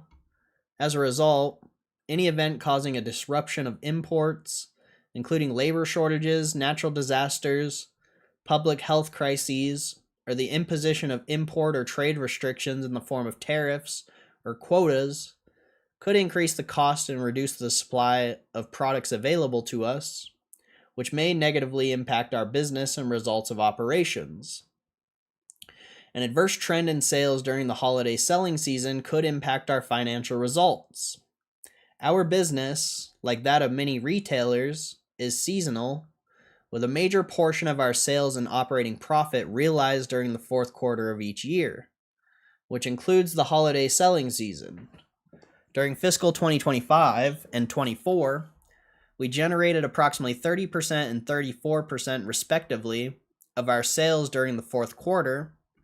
Any adverse trend in sales during the holiday selling season could lower our results of operations for the fourth quarter and the entire fiscal year. Our ability to obtain favorable terms from our suppliers and service providers may impact our financial results. Our financial results depend significantly upon the business terms we can obtain from our suppliers and service providers, including competitive prices, unsold product, return policies, advertising and market development allowances, freight charges, and payment terms. We purchase substantially all of our products directly from manufacturers, software publishers, and in some cases, distributors. If our suppliers and service providers do not provide us with favorable business terms or allocate reduced volumes of their products to us, we may not be able to offer products to our customers in sufficient volumes or at competitive prices. A significant portion of revenue and profit in our collectible product category is generated from the sale of trading cards, including Pokemon trading cards. A decline in the popularity of these collectibles could adversely impact our operating income. A significant portion of revenue in our collectibles product category is generated from the sale of trading cards, including Pokemon trading cards. The market for these collectibles is in turn affected by the popularity and market value of various trading card releases. The popularity of various trading card releases can vary due to a number of factors, most of which are outside our control, including perceived scarcity or lack of scarcity, changes in consumer confidence, and trends and their impact on disposable income, trading card prices, interest rates, and other general economic conditions. A decline in the popularity of these products could have a material and adverse impact on our operating income. Our sales of collectibles depend on trends in pop culture, and if we are unable to anticipate, identify, and react to these trends, Our sales and business may be adversely affected. Our sales of collectibles are heavily dependent upon the continued demand by our customers for collectibles, apparel, toys, trading cards, gadgets, electronics, and other retail products for pop culture and technology enthusiasts. The popularity of such products is often driven by movies, television shows, music, fashion, and other pop culture influences. Our failure to anticipate, identify, and react appropriately to changing trends and preferences of customers could lead to, among other things, excess inventories and higher markdowns. Changes to tariffs and import/export regulations may negatively impact our future financial condition and results of operations. A significant portion of the products we offer are purchased from foreign vendors or manufactured in foreign countries. The imposition of additional new or different actions with respect to international trade agreements, the imposition of tariffs on goods imported in the U.S., the erection of barriers to trade, tax policy related to international commerce, or other trade matters could impact the cost or availability of the merchandise we offer, which may have an adverse impact on our business. Strategic retail risks. If we are unable to successfully maintain strong retail and e-commerce experiences for our customers, our sales and results of operations could adversely be impacted. Our business has become increasingly dependent on multiple sales channels as we strive to deliver a seamless shopping experience to our customers through both online and in-store shopping experiences. Operating an e-commerce platform is a complex undertaking and exposes us to risks and difficulties frequently experienced by internet-based businesses, including risks related to our ability to attract and retain customers on a cost-effective basis, and our ability to operate and support our internet operations, website, mobile applications, and other related operational systems.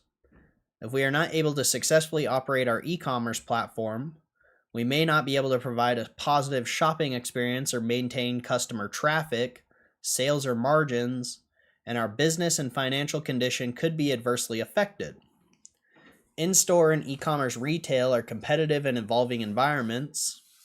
Insufficient, untimely, or inadequately prioritized or ineffectively implemented investments could significantly impact our profitability and affect our ability to attract new customers, as well as maintain our existing ones. If we fail to keep pace with changing industry technology and consumer preferences, we will be at a competitive disadvantage. The interactive entertainment industry is characterized by swiftly changing technology, evolving industry standards, frequent new and enhanced product introductions, rapidly changing consumer preferences, and product obsolescence. Video games are now played on a wide variety of mediums, including video game consoles, personal computers, mobile phones, tablets, social networking websites, and other devices. Browser, mobile, and social gaming is accessed through hardware other than the consoles and traditional handheld video game devices we currently sell. In addition, augmented reality, virtual reality, and blockchain technology continue to rapidly evolve and may result in changes in both customer preferences and the types of hardware and software that are used by customers. To continue to compete effectively in the gaming and interactive entertainment industry, we must respond effectively to market and technological changes and understand their impact on our customers' preferences. It may take significant time and resources to respond to these technological changes and changes in consumer preferences. Our business and results of operations may be negatively impacted if we fail to keep pace with these changes. We may incorporate artificial intelligence into workflows and processes, including customer-facing and operation activities, and challenges with properly managing its use could result in reputational harm, competitive harm, and legal liability, and adversely affect our results of operations. We may begin using artificial intelligence and machine learning technologies, quote, AI. Oh, dude, the stock better squeeze. They're talking about AI. The stock better go up 10,000%. To enhance certain workflows and processes used in our business, including certain customer-facing and operational activities. AI is still in its early stages, and the introduction and incorporation of AI technologies may result in unintended consequences or other new or expanded risks and liabilities. If the content, analyses, or recommendations that AI applications assist in producing are, or are alleged to be, deficient, inaccurate, or biased, such as due to limitations in AI algorithms, insufficient or bias-based data, or flawed training methodologies, our business, financial condition, results of operations, and reputation may be adversely affected. In addition, if AI tools used in connection with our manufacturing and operations do not perform as intended, such tools could adversely affect our business and results of operations.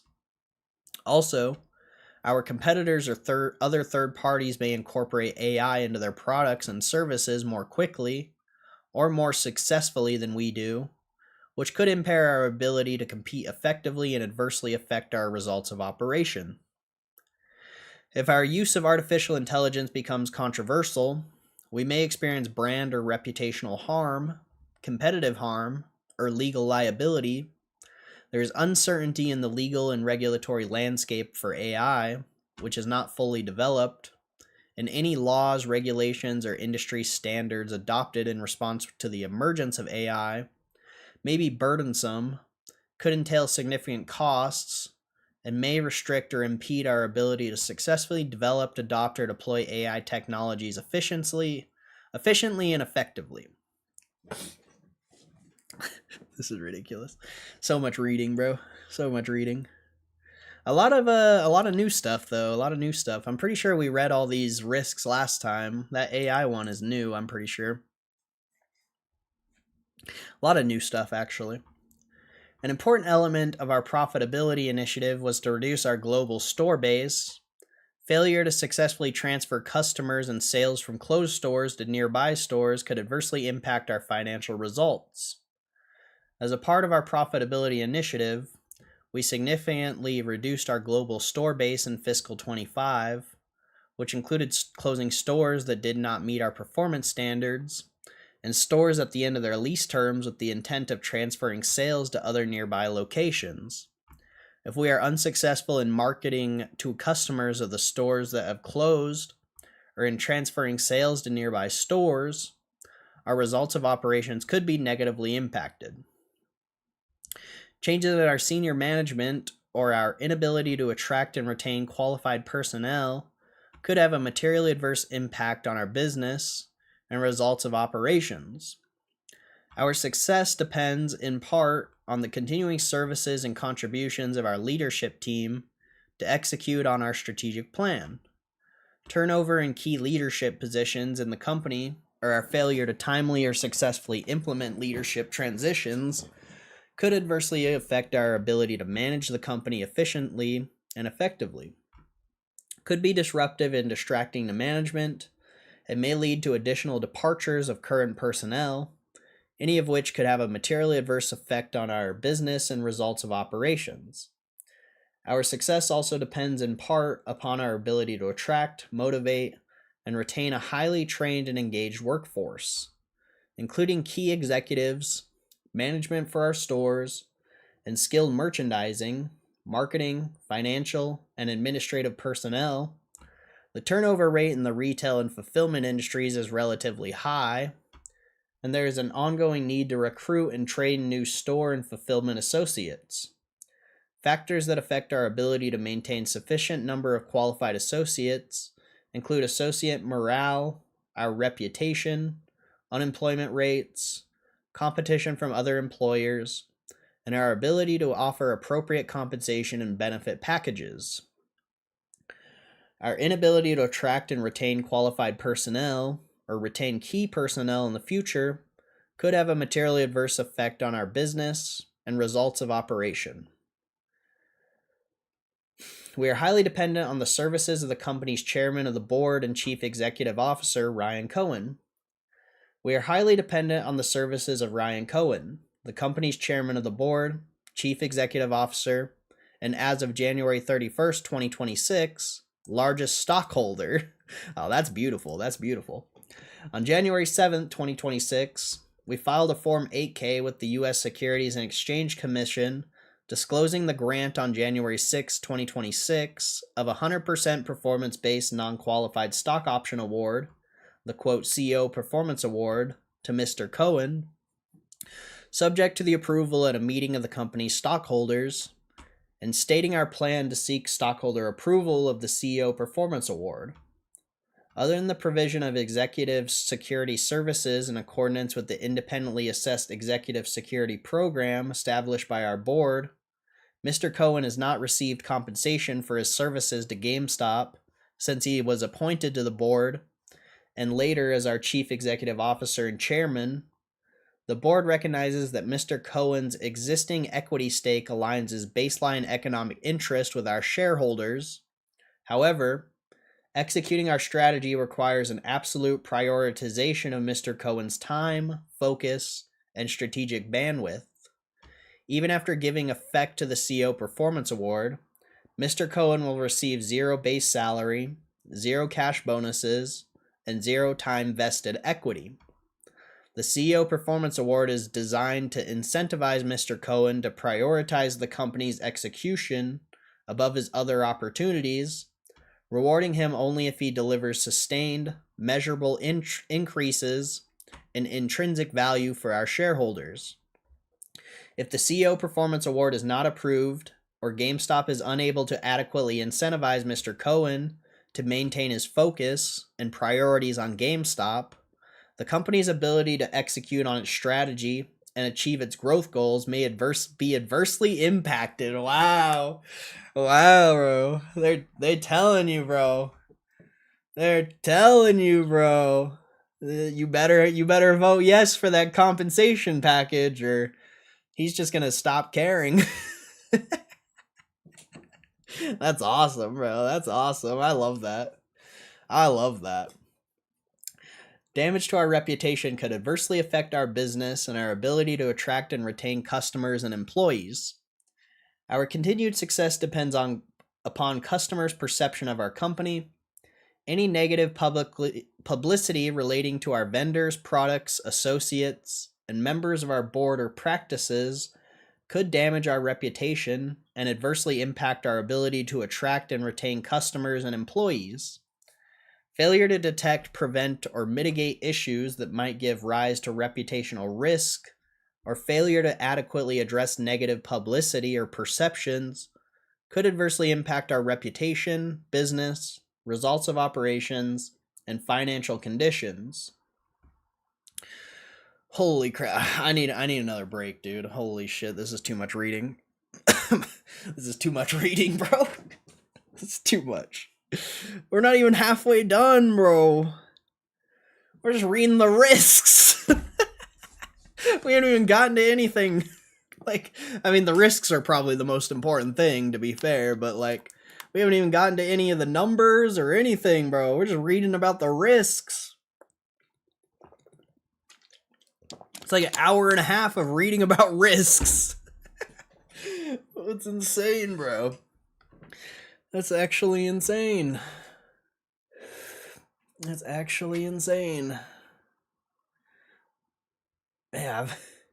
Yep, pretty much have been reading for an hour and a half so far. Crazy. Great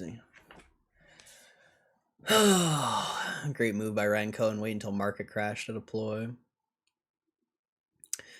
I mean, in the risks, it said they might not do anything, so we'll see.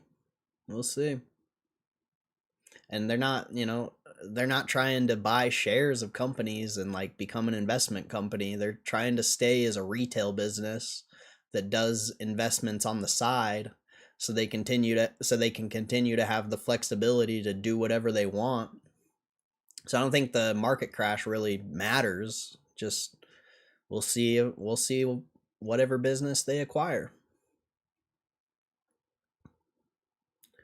Target's going to have to sell Pokemon at Pokemon Center prices soon.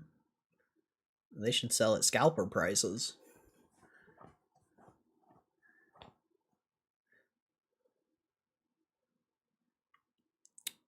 Catch June 8th, voting day, also Roaring Kitty's birthday. I don't know, I didn't know that.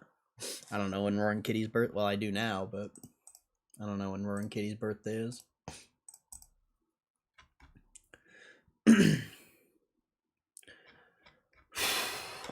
Lot of risks, lot of risks. Lot of risks. Insane, bro. Actually insane. Oh wow, a lot of lease terms expire this year. A lot of lease terms expire this year. I'll go back up and continue to read. I need a break from reading, bro. There's a lot of reading. And I don't know. I legit don't know if we'll be able to finish this today. I might have to finish the rest tomorrow, because this is actually insane.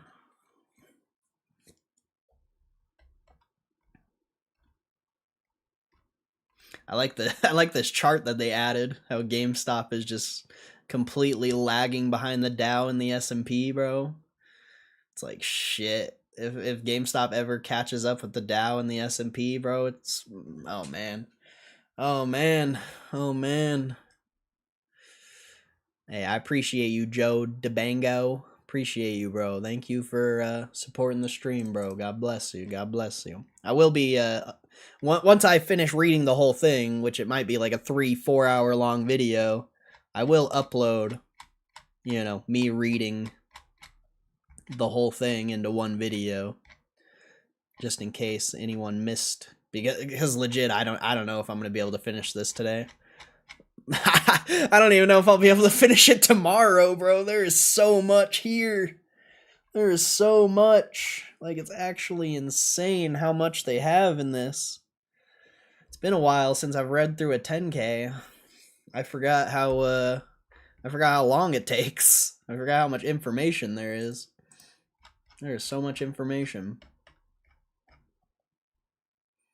Oh yeah, here's the covered call strategy right here. In connection with the covered call strategy, the company pledged 4,709 Bitcoin as collateral. I can't wait to get to that part. That's, wait. We had outstanding covered call option contracts referencing approximately 4,709 Bitcoin, with strike prices ranging from 105,000 to 110,000, and maturities extending through March 27th, 2026. Oh, wow. So these are about to expire. No way, bro. Dude, Ryan Cohen is a fucking baller, bro. Holy shit. These are about to expire in, like, on Friday. They're about to expire on Friday. Bro, what a fucking gangster. These contracts resulted in a derivative liability of 0.7 million, which is presented by it with accrued liability, and an associated unrealized gain of approximately 2.3 million for the period. Oh, that's not that much, actually. I don't think. Is it? I don't feel like that's that much. Premiums received at inception are initially recorded on... Oh, but they also got premium. So this is just how much unrealized gain. That's not even factoring in how much premium they got. I don't know how to look up like Bitcoin covered calls. I don't have a Coinbase account, but someone should do that, bro.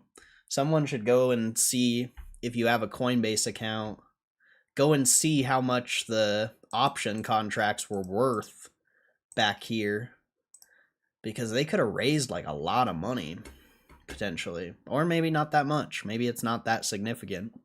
Maybe it's not as significant as I think it is. They don't really have much information about it, but if it's only unrealized gains of approximately 2.3 million, like it's not really that much. It's really not that much.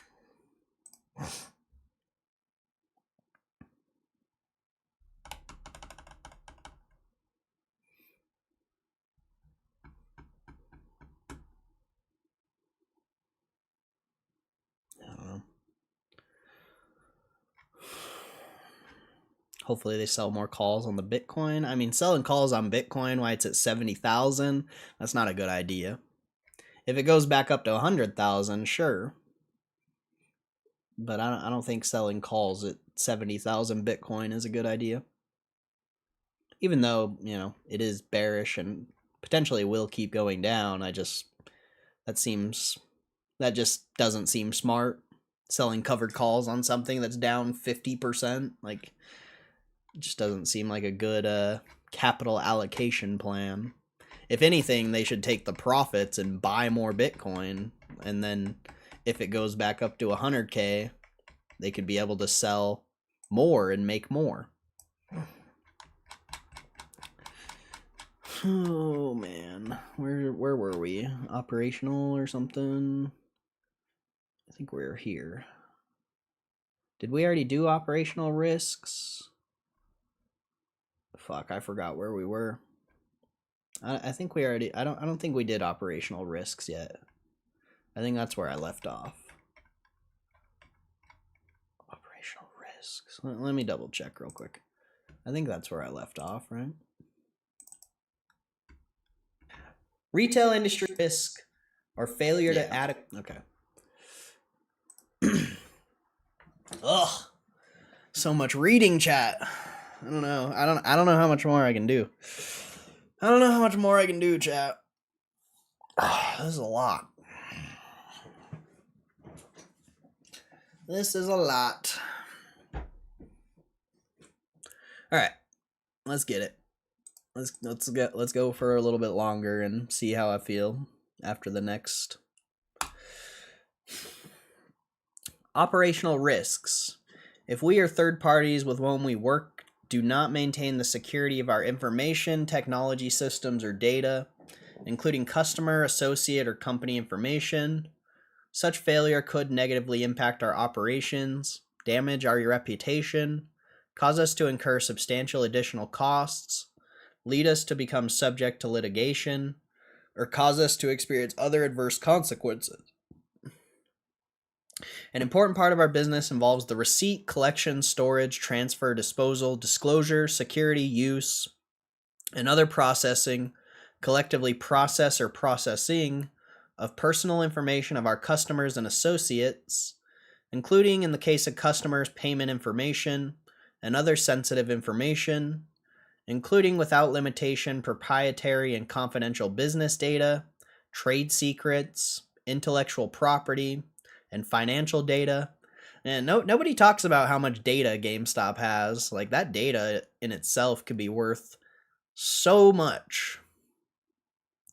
We have systems and processes in place that are designed to protect against security and data breaches, compromise of confidential and other sensitive information, and other interruptions. Despite these efforts, we have been the target of cybersecurity attacks in the past, and there is no guarantee that the procedures we have implemented to protect against such security breaches, compromises, and other interruptions are adequate or will be effective. Our data and information systems, including those of third parties with whom we work, are subject to a variety of evolving threats, e.g. phishing attacks, software bugs, ransomware, and others. These threats come from a wide variety of actors, e.g. hackers, personnel, nation-states, and state-sponsored actors.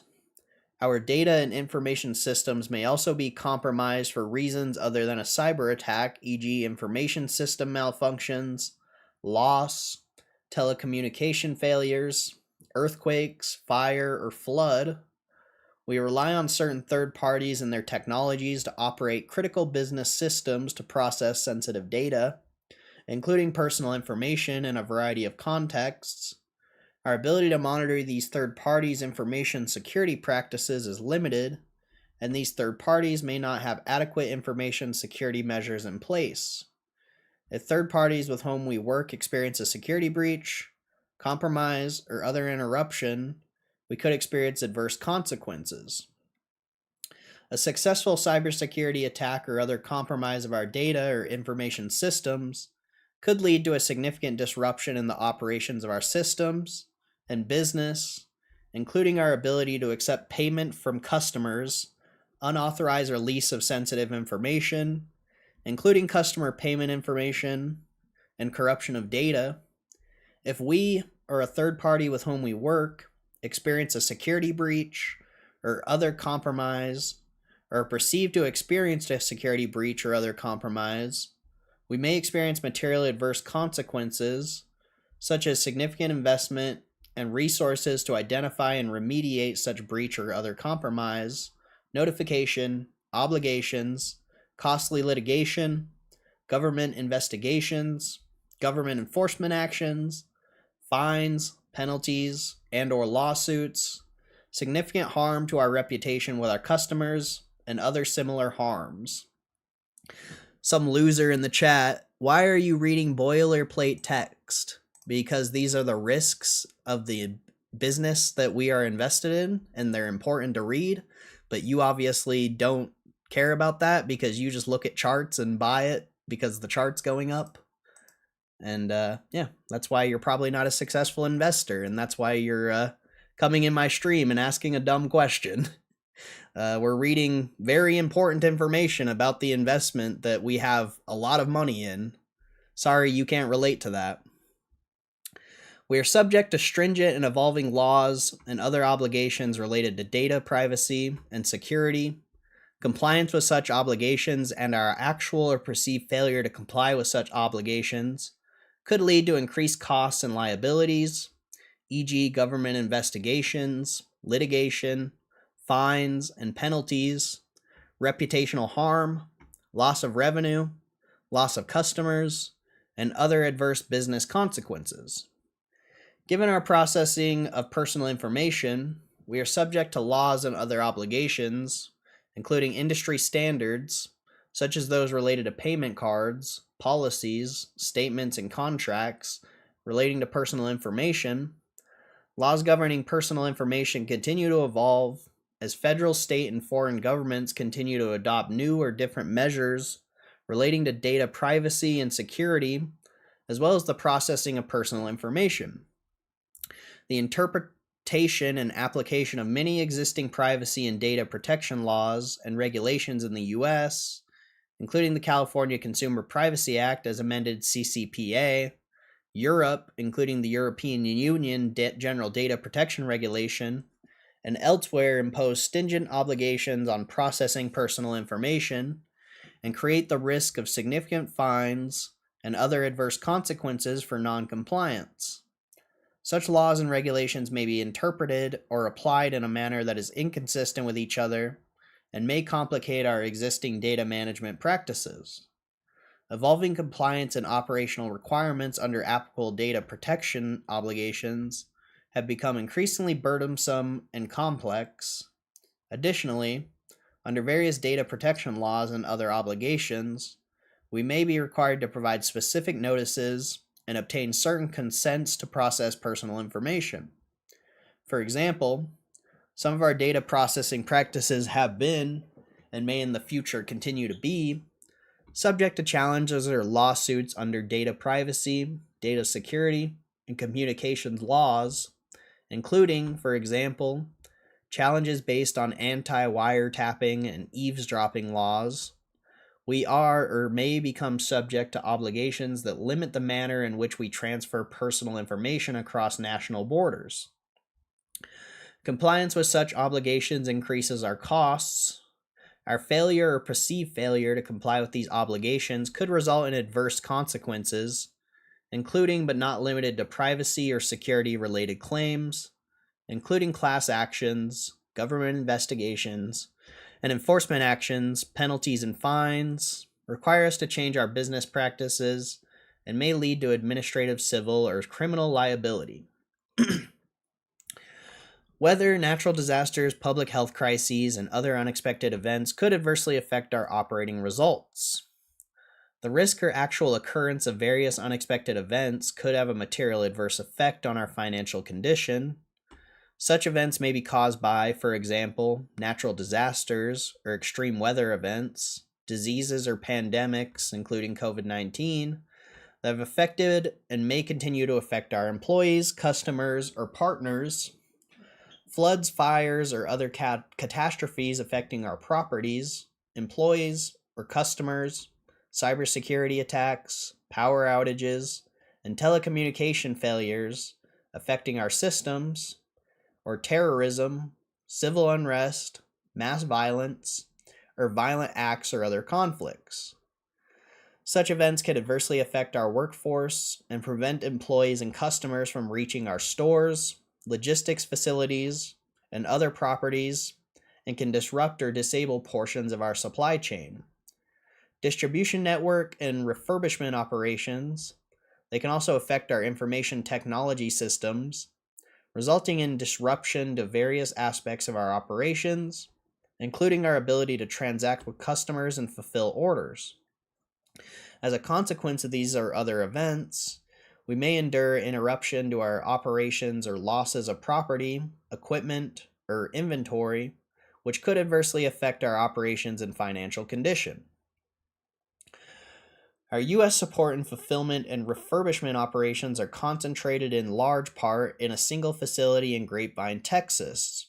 A casualty or other event that impacts this facility or its employees could significantly disrupt our support, fulfillment, and refurbishment operations, and as a result could adversely affect our operations and financial condition. We seek to mitigate our exposure to disruptions to our support, fulfillment, and refurbishment operations in several ways. For example, where feasible, we design the configuration of our logistics operations to reduce the consequences of disasters and other disruptions. We also maintain insurance for these facilities against casualties, and we evaluate our risks and develop contingency plans for dealing with them. Although we have reviewed and analyzed a broad range of disruption risks applicable to our logistics operations, the ones that could actually affect us may not be those that we have concluded are the most likely to occur. Furthermore, our plans may not be adequate at the time of occurrence for the magnitude of any particular disruption event that we may encounter. Inventory shrinkage may negatively affect our results of operations and financial condition. Although some level of inventory shrinkage is an unavoidable cost of doing business, higher rates of inventory shrinkage or increased security or other costs to combat inventory theft could adversely affect our results of operations and financial condition. There can be no assurance that we will be successful in our efforts to contain or reduce inventory shrinkage. If our systems fail to perform or are inadequate, our ability to manage our business could be disrupted. We rely on computerized systems to coordinate and manage the activities in our operations, including our e-commerce, store, and fulfillment operations. If any of these systems fail to adequately perform their functions, including our point of sale, inventory management, information technology, or enterprise management systems, our business could be adversely affected. We depend on third-party delivery services to deliver products to our retail locations, fulfillment centers, and customers on a timely and consistent basis, and changes in the terms we have with these services providers could adversely affect our businesses and financial position. We rely on third parties for the transportation of products, and we cannot be sure that these services will continue to be provided on terms favorable to us or at all. Delivery and shipping costs may increase from time to time, and we may not be able to pass these costs directly to our customers. Any increased delivery and shipping costs could harm our business and financial performance by increasing our costs of doing business and reducing our margins. If our relationships with these third parties are terminated or impaired, if we are unable to negotiate acceptable terms with these third parties, or if these third parties are unable to deliver products for us, whether due to labor shortage, slowdown, or stoppage, or for any other reason, we would be required to use alternative carriers for the shipment of products to our retail locations, fulfillment centers, and customers. Changing carriers could have a negative effect on our business and operating results due to the negative impact on customer experience, including reduced visibility of order status and package tracking, and delays in order processing and product delivery, and we may be unable to engage alternative carriers on a timely basis. Upon terms favorable to us or at all, in addition, these third parties have increasingly had demand for their services exceed capacity, in particular during the holiday selling season, and we may be unable to obtain sufficient services to meet our demand or to timely meet our customers' expectations. I wonder if they'll ever, have their own delivery service, kind of like Amazon does. That'd be very interesting. Or they could create like a Spark type app. Walmart has the Spark app. I think they also use Uber as well. So I think GameStop uses DoorDash, but so I would assume they would just continue to use DoorDash. But if GameStop is going to become a multi-$100 billion company, wouldn't it make sense for them to eventually have their own like carrier business? I don't know, just a thought. If our vendors fail to provide marketing and merchandising support at historical levels, our sales and earnings could be negatively impacted. The manufacturers of gaming products have typically provided retailers with significant marketing and merchandising support for their products. As part of this support, we receive cooperative advertising and market development payments from these vendors, which enable us to actively promote and merchandise the products we sell and drive sales at our stores and on our websites. If our vendors fail to continue to provide this support at historical levels, our business and financial condition may be negatively impacted. Restrictions on our ability to purchase and sell pre-owned products could negatively affect our business and financial condition. Our financial results depend on our ability to purchase and sell pre-owned products. Actions by manufacturers or publishers of products or governmental authorities to prohibit or limit our ability to purchase or sell pre-owned products, or to limit the ability of consumers to use pre-owned products, could have a negative impact on our business and financial condition. If we are unable to renew or enter into new leases on favorable terms, our earnings may be adversely affected.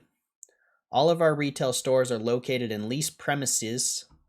If the cost of leasing existing stores increases, we cannot ensure that we will be able to maintain our existing store locations as leases expire. In addition, we may not be able to enter into new leases or favorable terms or at all, or we may not be able to locate suitable alternative sites in a timely manner. Our revenues and earnings may decline if we fail to maintain existing store locations, enter into new leases, or locate alternative sites.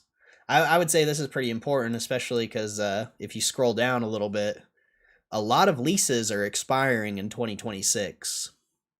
So they might be forced to close a bunch of stores that they don't even want to close just because, if they're not able to negotiate favorable terms. So that one's actually very important. Not everything's about the numbers. Knowing the risks of what you're investing in is almost more important than just some numbers on a balance sheet. I would say everything we've read so far is more valuable than any number you read on the balance sheet. Like, numbers you read on the balance sheet really don't matter.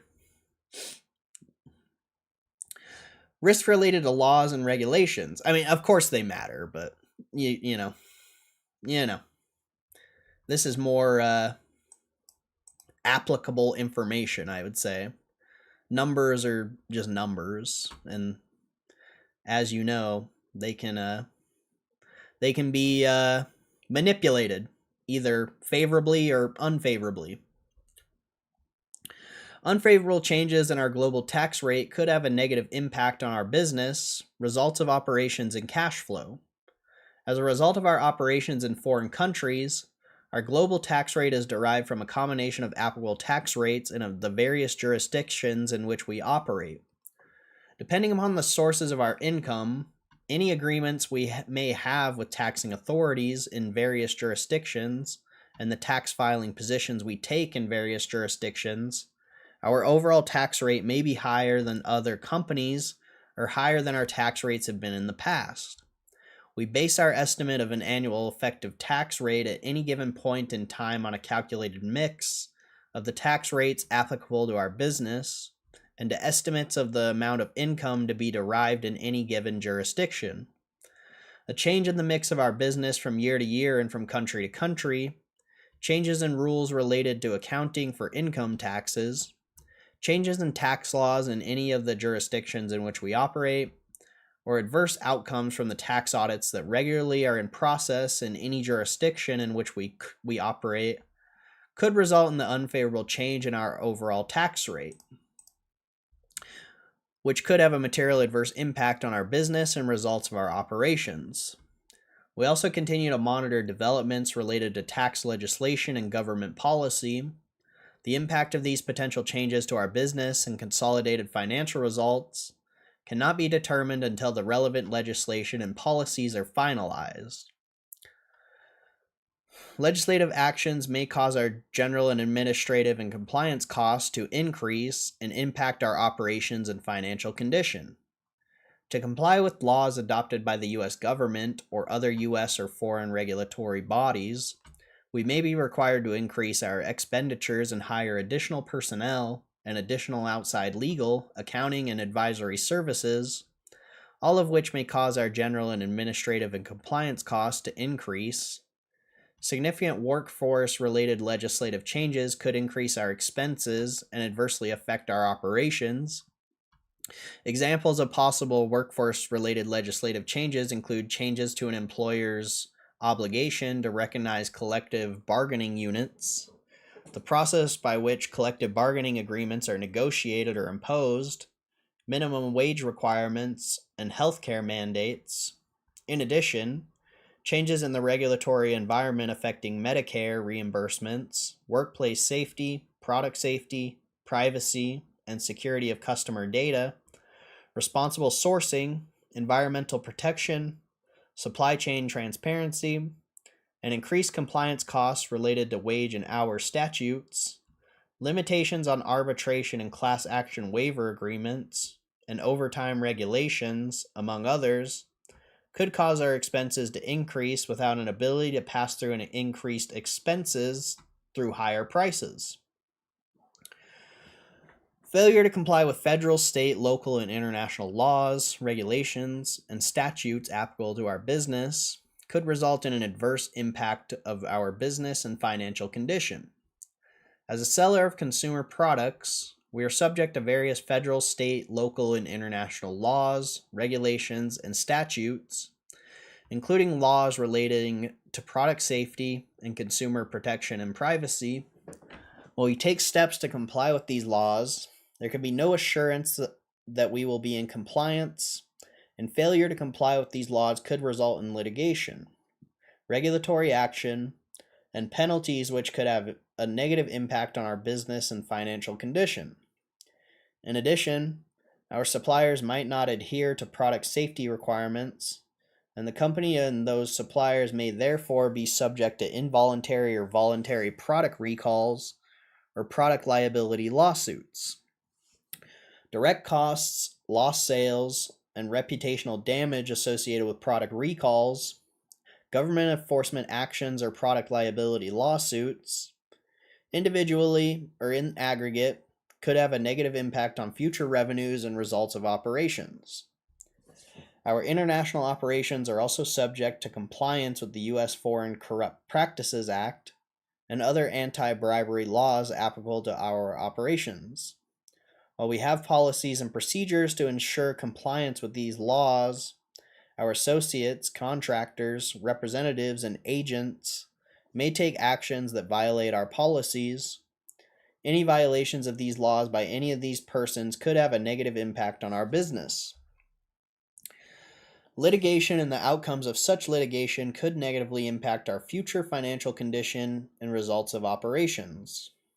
In the ordinary course of our business, we are, from time to time, subject to various litigation and legal proceedings, including matters involving wage and hour associate class actions, stockholder and consumer class actions, tax audits, and unclaimed property audits by states, the outcome of litigation and other legal proceedings, and the magnitude of potential losses therefrom, particularly class action lawsuits and regulatory actions, is difficult to assess or quantify.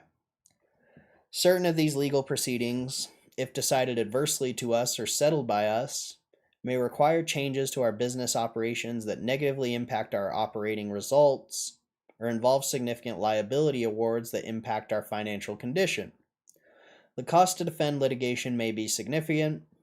As a result, legal proceedings may adversely affect our business, financial condition, results of operations, or liquidity.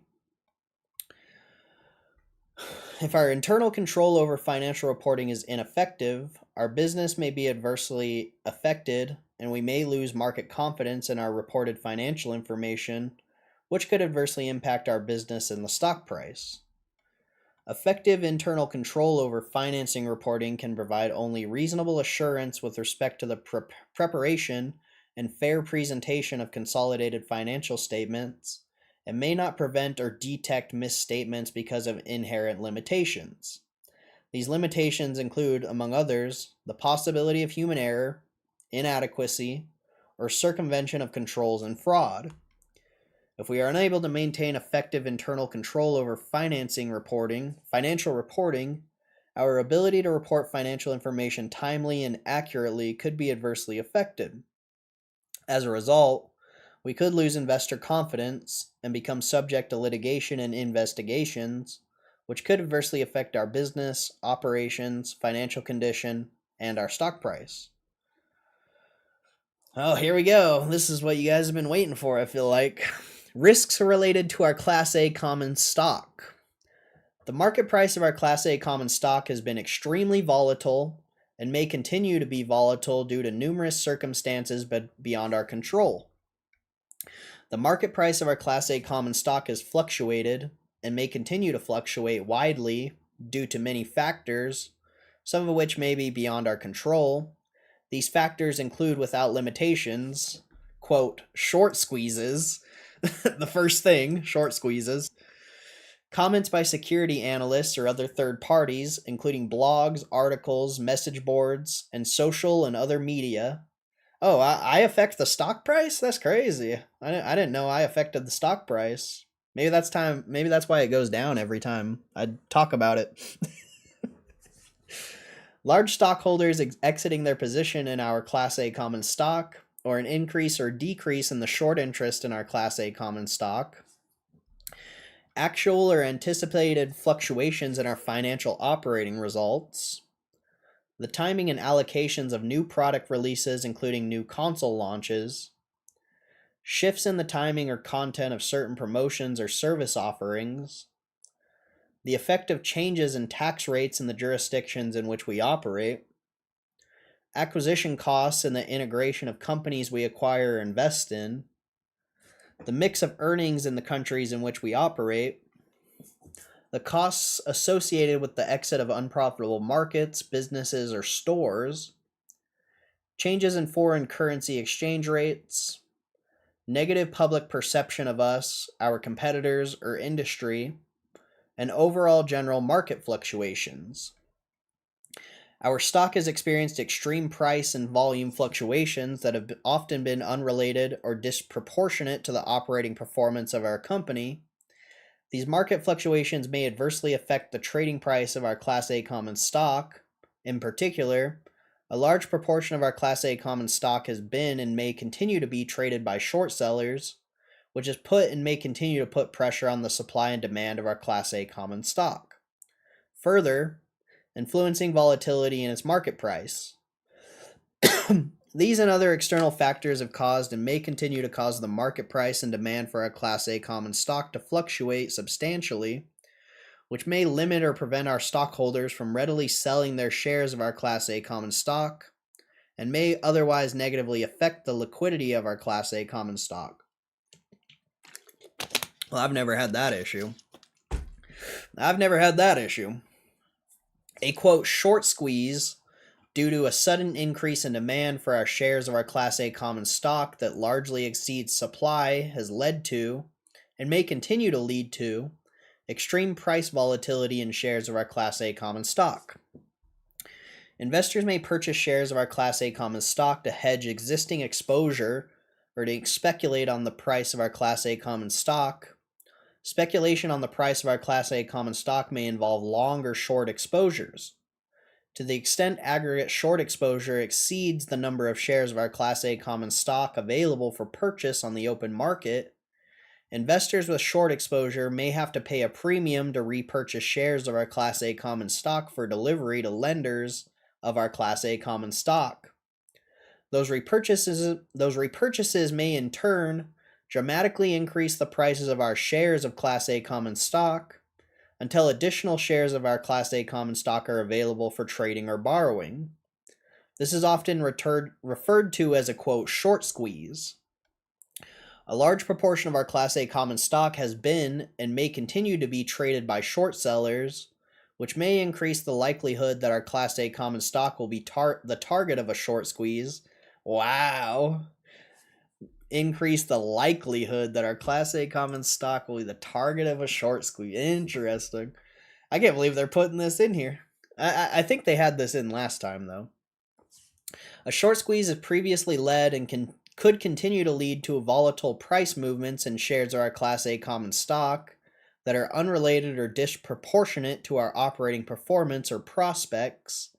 And once investors purchase the shares of our Class A common stock necessary to cover their short positions, the price of our Class A common stock may rapidly decline. Wow, dude, they're literally just like telling you if the stock ever squeezes, just, I mean, not financial advice, but maybe take profits. I don't know. That's interesting that they're putting this in here. Stockholders that purchase shares of our Class A common stock during a short squeeze may lose a significant portion of their investment. Damn, bro. I mean, a lot of people purchase shares during the past few short squeezes. So, yeah, I mean, they even told you in the earnings report. It's just nobody probably reads this far into the earnings report. We've only been reading for over 2 hours now. You think anyone else out there is actually reading this besides me? Probably not. Probably not. It's probably just me. Information available in public media that is published by third parties, including blogs, articles, message boards, and social and other media may include statements not attributable to the company and may not be reliable or accurate. Oh, that's literally everyone who reports on GameStop. That's literally everyone. Nobody knows what they're talking about. Literally. We have received and may continue to receive a high degree of media coverage that is published or otherwise disseminated by third parties, including blogs, articles, message boards, and social and other media. This includes coverage that is not attributable to statements made by our officers or associates. Information provided by third parties may not be reliable or accurate and could materially impact the trading price of our Class A common stock, which could cause stockholders to lose their investments. A large number of shares of our Class A common stock available for future sale could adversely affect the market price of our Class A common stock and may be dilutive to current stockholders. The sales of a substantial number of shares of our Class A common stock, or the perception that such sales could occur, could adversely affect the price of our Class A common stock.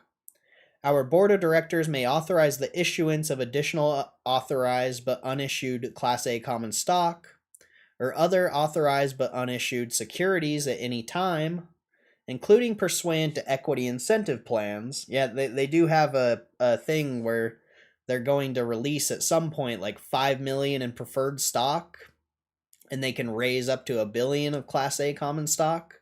So I'm curious how they're going to release the preferred stock. I've been waiting for that one.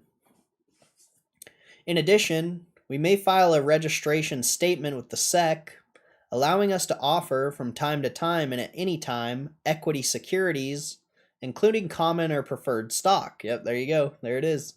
Subject to market conditions and other factors, accordingly, we may from time to time and at any time seek to offer and sell our equity securities. Oh, dude, that's awesome that they have this in here. At any time, seek to offer and sell our equity securities. That's awesome, bro.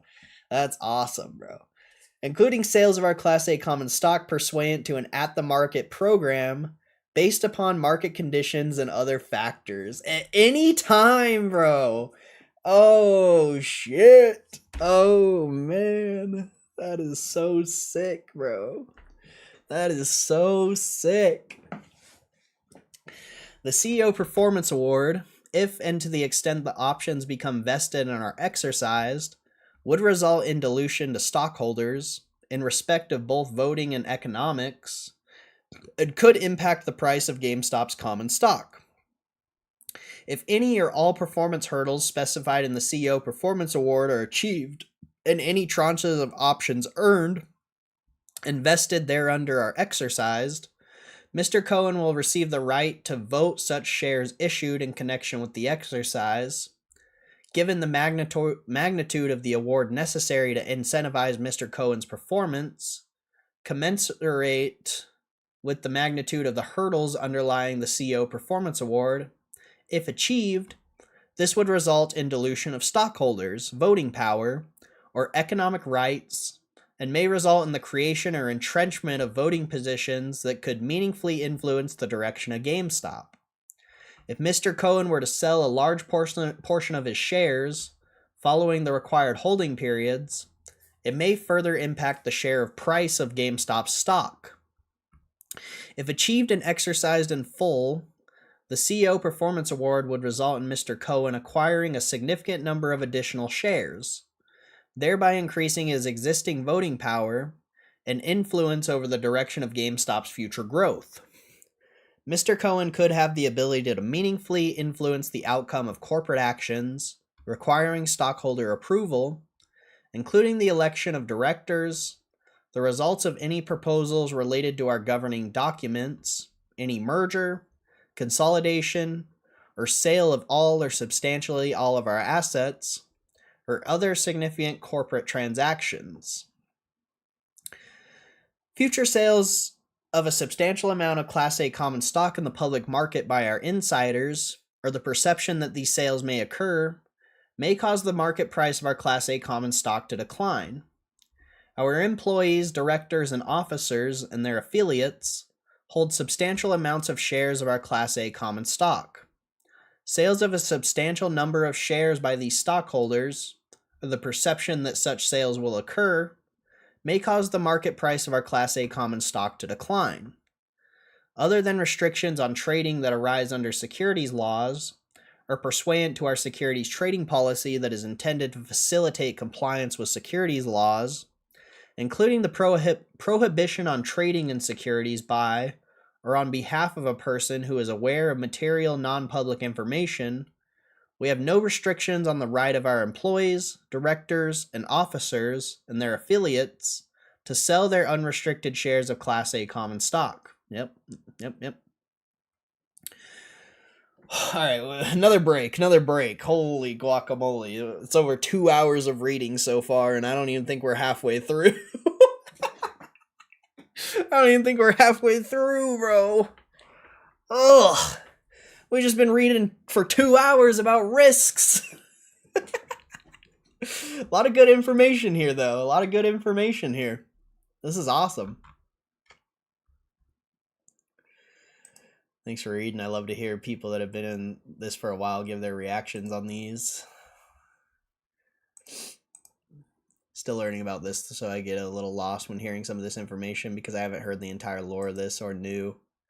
I mean, most people aren't going to be reading all this, to be fair. Most people only care about the numbers and whatever, but this is, GameStop's the only company I invest in. I don't buy anything else, so, to not read everything would be ridiculous, honestly. If I was a diversified investor and I had a bunch of different positions, there's no way I'd be reading all of this, but GameStop is literally my only position, so, might as well just know everything about it. Oh, holy shit. So much reading, though. I don't know if I can finish this. I actually know I'm not going to be able to finish this. There's no way. There's just absolutely no way. I mean, I could finish the risks, I think, but I think I don't know. I don't know how much more I can go, to be fair. I don't know how much more I can go. I might have to finish the rest tomorrow. Got the convertible notes, and we got the warrants. Okay, I'll read this last part with the risks of convertible notes and risks of warrants, and then we'll see where we're at. But I might have to read the rest tomorrow, straight up. Like, we're gonna be here all night, bro. If I sit here and continue to read this, we're literally gonna be here all night. Like, I just can't. Man, if only the power wasn't out, you know, I would have been here a little sooner, and we'd be a lot farther along. It's 1 a.m. here. Gotta work tomorrow. Thanks for reading. Gotta go. All right, Rosh. Hopefully I'll see you tomorrow, bro. Like I said, I'm recording all of this, so I'll make a video. So you guys, if you miss anything, you can go back to the video and, you know, watch it. It'll be like a 5-hour long video, but I got you. I'm recording all of this. Well, I'm not recording right now, but as everything that I've read, you know, I've recorded it, so I'll turn it into a video.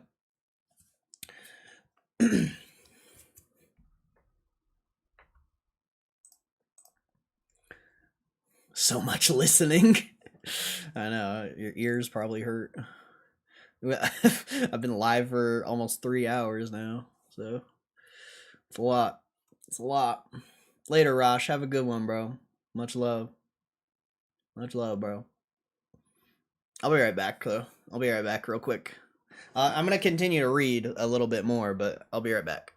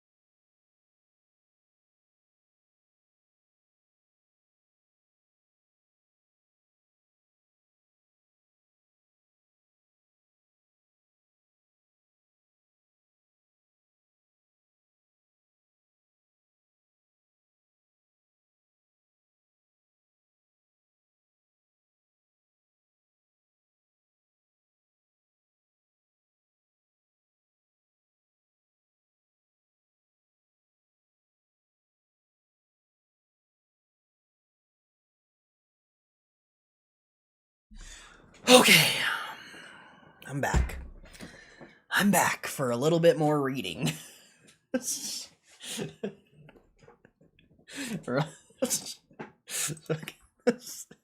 This is insane, bro. 2 hours of just reading about risks. 2 hours of reading about risks. Good times, good times. All right, let's get it. Risks related to our outstanding notes. We have incurred substantial indebtedness that may decrease our business flexibility, access to capital, and or increase our borrowing costs, and we may still incur substantially more debt, which may adversely affect our operations and financial results. In April 2025, we issued $1.5 billion aggregate principal amount of 0% convertible senior notes due 2030, the convertible 2030 notes. On January 17, 2025, we completed a private offering of $2.25 billion aggregate principal amount of 0% convertible senior notes due 2032, the 2032 notes, and collectively with the convertible 2030 notes, the convertible notes, as of January 31st, 2026, we had $4.2 billion outstanding aggregate principal amount of convertible notes.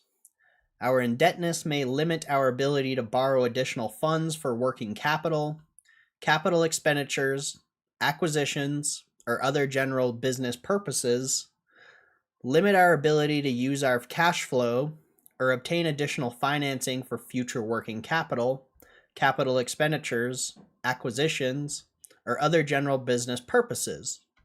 Require us to use substantial portions of our cash flow from operations to make debt service payments, limit our flexibility to plan for or react to changes in our business and industry, place us at a competitive disadvantage compared to our less leveraged competitors, and increase our vulnerability to the impact of adverse economic and industry conditions. That's actually a very important piece right there, because that just goes to show that whatever they acquire, they're going to do it through a stock offering and cash, because potentially they won't even be able to get financing for whatever they're going to acquire. So this is actually a very important piece, in my opinion. The convertible notes are our obligations only, and substantially all of our operations are conducted through, and a portion of our consolidated assets are held by our subsidiaries. The convertible notes are our obligations exclusively and are not guaranteed by any of our operating subsidiaries. Substantially, all of our operations are conducted through, and a portion of our consolidated assets are held by our subsidiaries. Accordingly, our ability to service our debt, including the convertible notes, depends in part on the results of operations of our subsidiaries and upon the ability of such subsidiaries to provide us with cash, whether in the form of dividends, loans, or otherwise, to pay amounts due on our obligations, including the convertible notes. Our subsidiaries are separate and distinct legal entities, have no obligation, contingent or otherwise, to make payments on the convertible notes or to make any funds available for that purpose. In addition, dividends, loans, or other distributions to us from such subsidiaries may be subject to contractual and other restrictions, including the agreements governing the French term loans, which limit dividends, loans, or other distributions from our subsidiary Micromania, and are subject to other business considerations.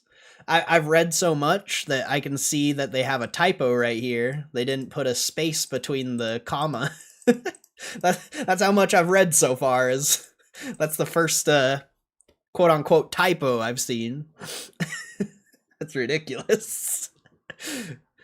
Servicing the convertible notes requires a significant amount of cash, and we may not have sufficient cash flow from our business to make such payments, and we may incur additional indebtedness in the future.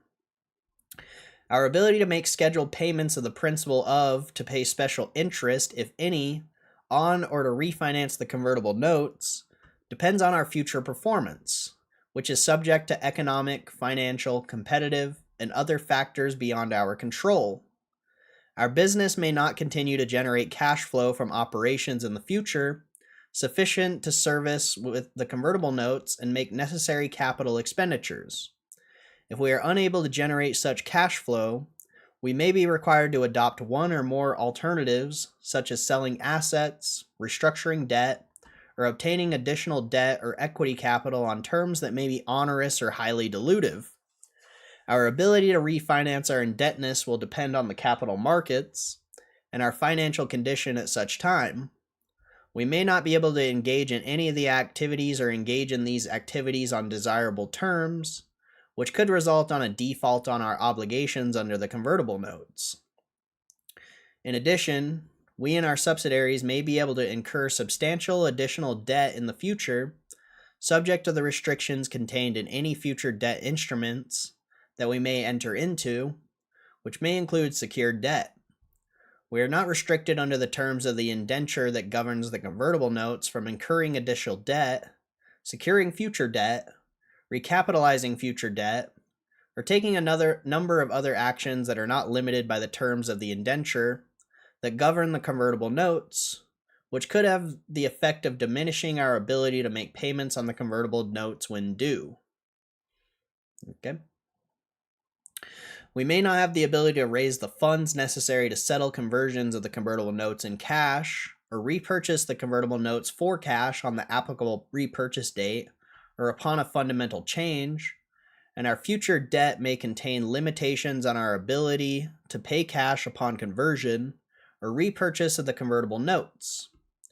Holders of each of the convertible 2030 notes and the convertible 2032 notes have the right to require us to repurchase all or any portion of their convertible notes on April 3rd, 2028 and December 15th, 2028, respectively.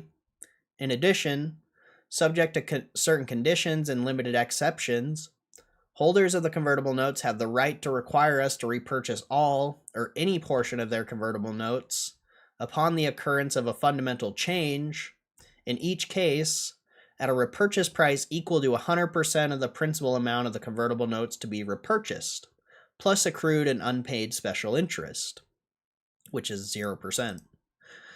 If any, to, but excluding the applicable repurchase date.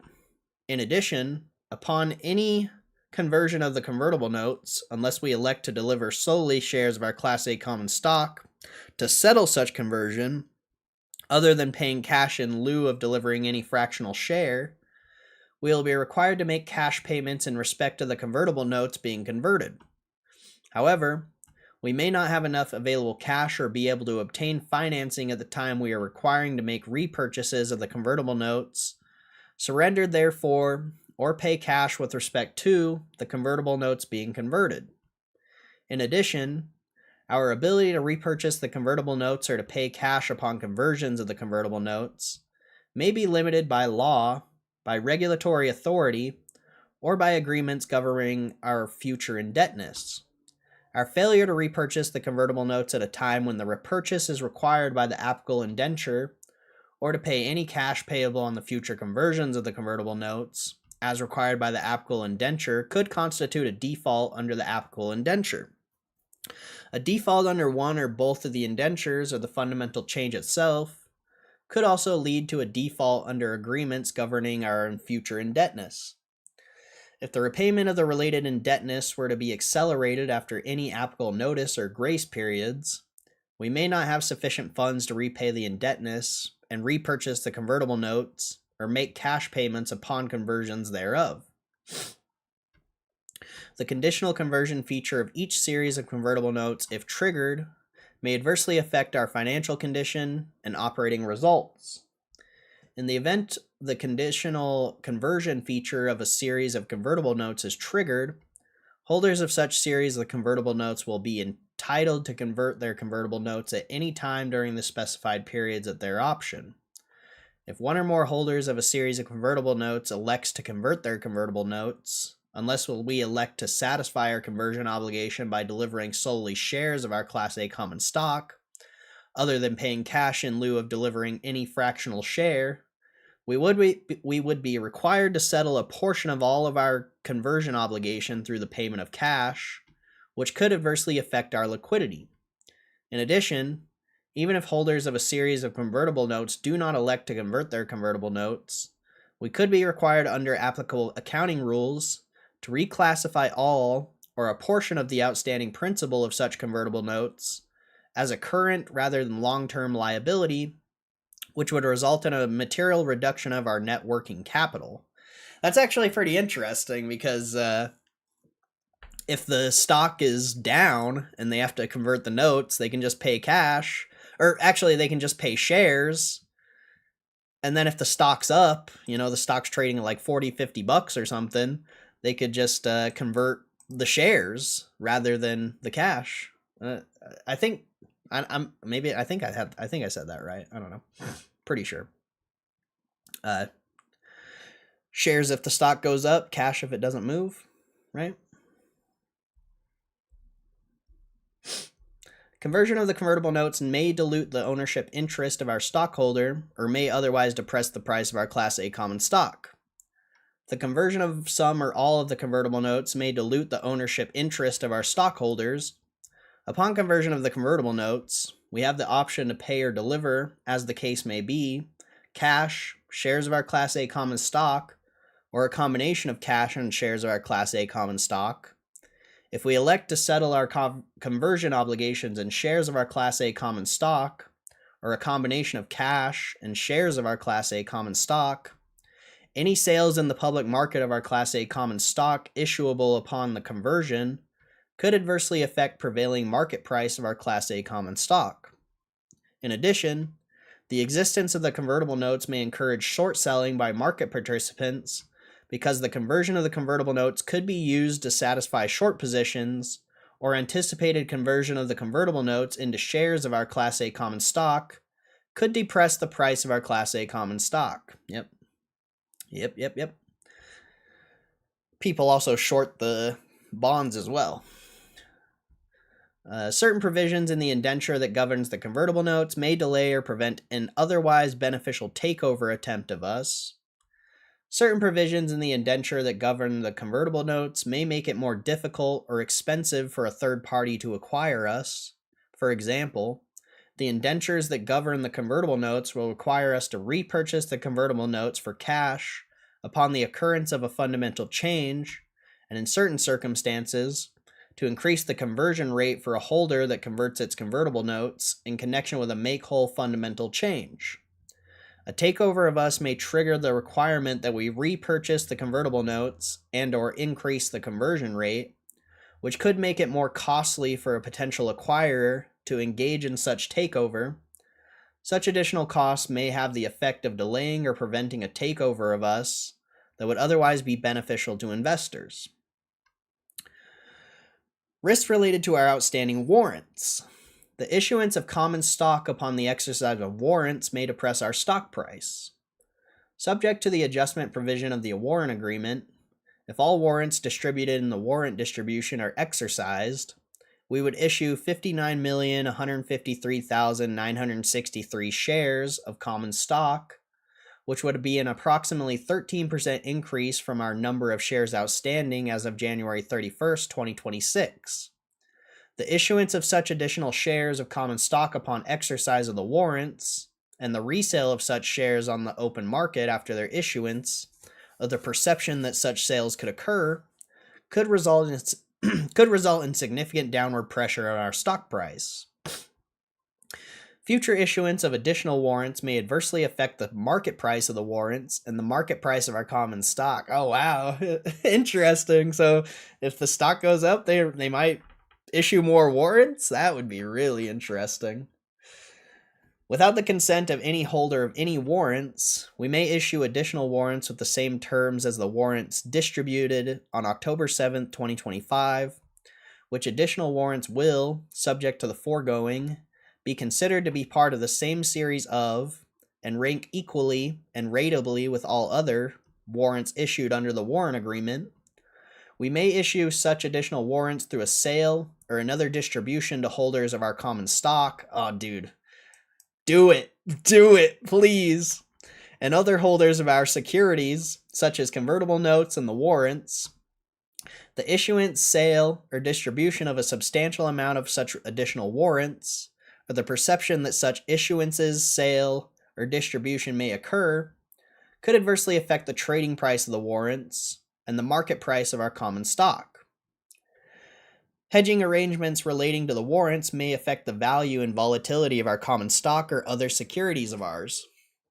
In order to hedge their financial positions, holders of the warrants may enter into hedging transactions with respect to our common stock or other securities of ours, may unwind or adjust hedging transactions, and may purchase or sell large blocks of our common stock or other securities of ours in one or more market transactions.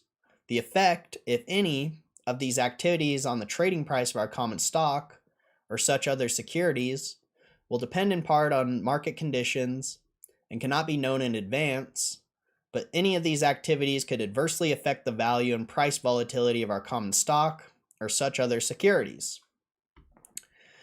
Exercising the warrants is a risky investment, and you may not be able to recover the value of your investment in the common stock received upon exercise of the warrants. You should be prepared to sustain a loss of the exercise price of your warrants. In order for you to recover the value of your investment in the shares of common stock received upon exercise of the warrant exercise price, the value per share of common stock must be more than the strike price of the warrants. If the value of the shares of common stock you receive upon exercise of a warrant is lower than the amount you pay to exercise such warrant, or subsequent the exercise of a warrant there is a drop in our stock price, you could sustain a financial or other loss from exercising such warrant. We cannot assure you that the value per share of our common stock will not fluctuate or decline significantly below the strike price in the future, in which case you could incur substantial losses. Wow. Dude, that's a crazy risk to put in there. That's a thinker right there. That's like, ooh, should you sell your warrants rather than exercising? That's an interesting risk. That's an interesting risk. I like that. The warrants do not automatically exercise, and any warrant you do not exercise prior to the expiration date will lose all financial value. Your warrants do not automatically exercise. Even if the price per share of common stock is at or above the strike price of the warrants, you are entitled to exercise the full number of warrants you hold or any portion thereof. Any warrant held by you that are not exercised, including due to your failure to pay the warrant exercise price when due, during the period prior to expiration of the warrant will expire unexercised, meaning the warrants will no longer exist, and you will also not receive any shares of our common stock, nor other value in connection with such warrants. I don't think that'll be a problem as long as you're not already, as long as you don't already have shares in margin. You could just turn margin on your account and exercise the warrants, I guess, but that risk up here is very interesting. It makes you think. In general, holders of the warrants will not be entitled to any of the rights of holders of our common stock. In general, holders of the warrants will not be entitled to any rights with respect to our common stock, including, without limitation, voting rights and rights to receive any dividends or other distributions on our common stock, but holders of the warrants will be subject to all changes affecting our common stock. In general, you will have the rights with respect to our common stock only if you receive our common stock upon exercising the warrants for cash, and only as of the date when you become a record owner of the shares of our common stock upon such exercise. For example, if an amendment is proposed to our charter or bylaws requiring stockholder approval, and the record date for determining the stockholders of record entitled to vote on the amendment occurs prior to the date you are deemed to be the owners of the shares of our common stock, due upon exercise of your warrants, you will not be entitled to vote on the amendment, although you will nevertheless be subject to any changes in the powers, preferences, or special rights of our common stock. However, there may be circumstances in which holders of the warrants participate, at the same time and upon the same terms as holders of our common stock, without having to exercise their warrants, as if they held a number of shares of our common stock equal to the warrant exercise rate per warrant, as described in the description of the warrants adjustment and amendment provisions adjustments to strike price, warrant exercise rate, and warrant exercise price below. Holy shit. Alright, what did this fucking guy say? You got that part backwards. We're obligated to offer stock for the bonds. We only can have 1 billion stock out as a whole, so you would have to account for the stocks that could be offered from the bonds, so we aren't able to offer more stock than what's left after the bonds. And warrants to have an acquisition that would put over 1 billion shares. No, it wouldn't, because with the warrants and the bonds, you're only at 600 million shares, so maybe you should do your research before you spread fake information in my chat, bro. I knew there was a reason why I didn't read your comment, because I knew you're full of shit, bro. Don't be bringing fake information in my chat, bro. Do your research before you type in my chat. That's crazy. You took all that time to write 2 paragraphs in my chat, and you don't even know what you're talking about? That's crazy, bro. That's crazy.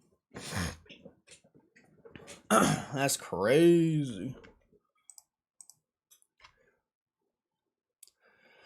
What's your favorite spicy info on this? I mean, we haven't read it yet, but the fact that they sold covered calls on the Bitcoin. But we're just reading risks. It's not really that interesting.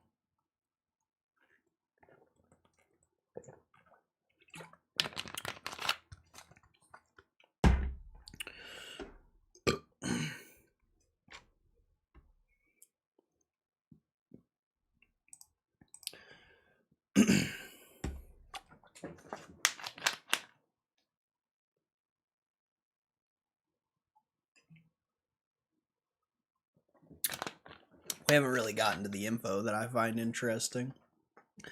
Like, these risks are important, but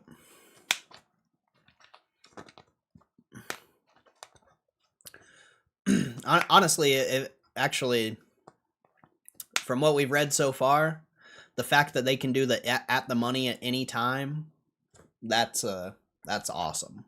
That they don't have to disclose when they're doing it or whatever. You know, if the stock squeezes, they can just do an at the money, and you know it's already in the 10K. Like, that's probably the most important thing so far. There's other things that were pretty important, but that's the first thing that comes to mind from what we've read so far.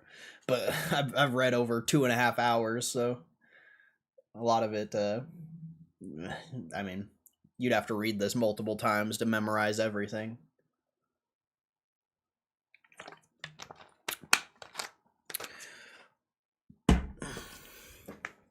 And is it really worth your time to memorize everything? Probably not. Realistically, probably not.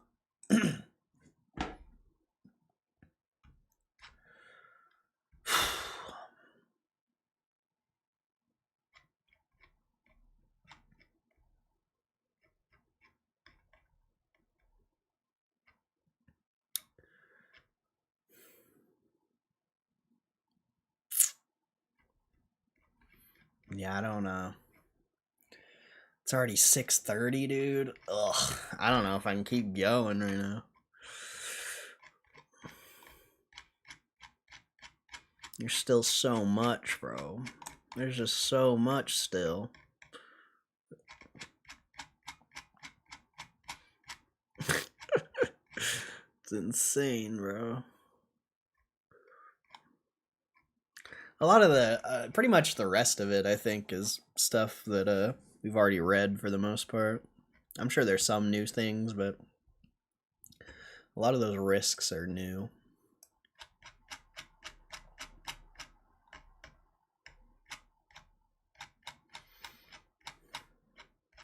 I don't even know where I ended. Yeah, I appreciate you being here. Appreciate you being here, bro.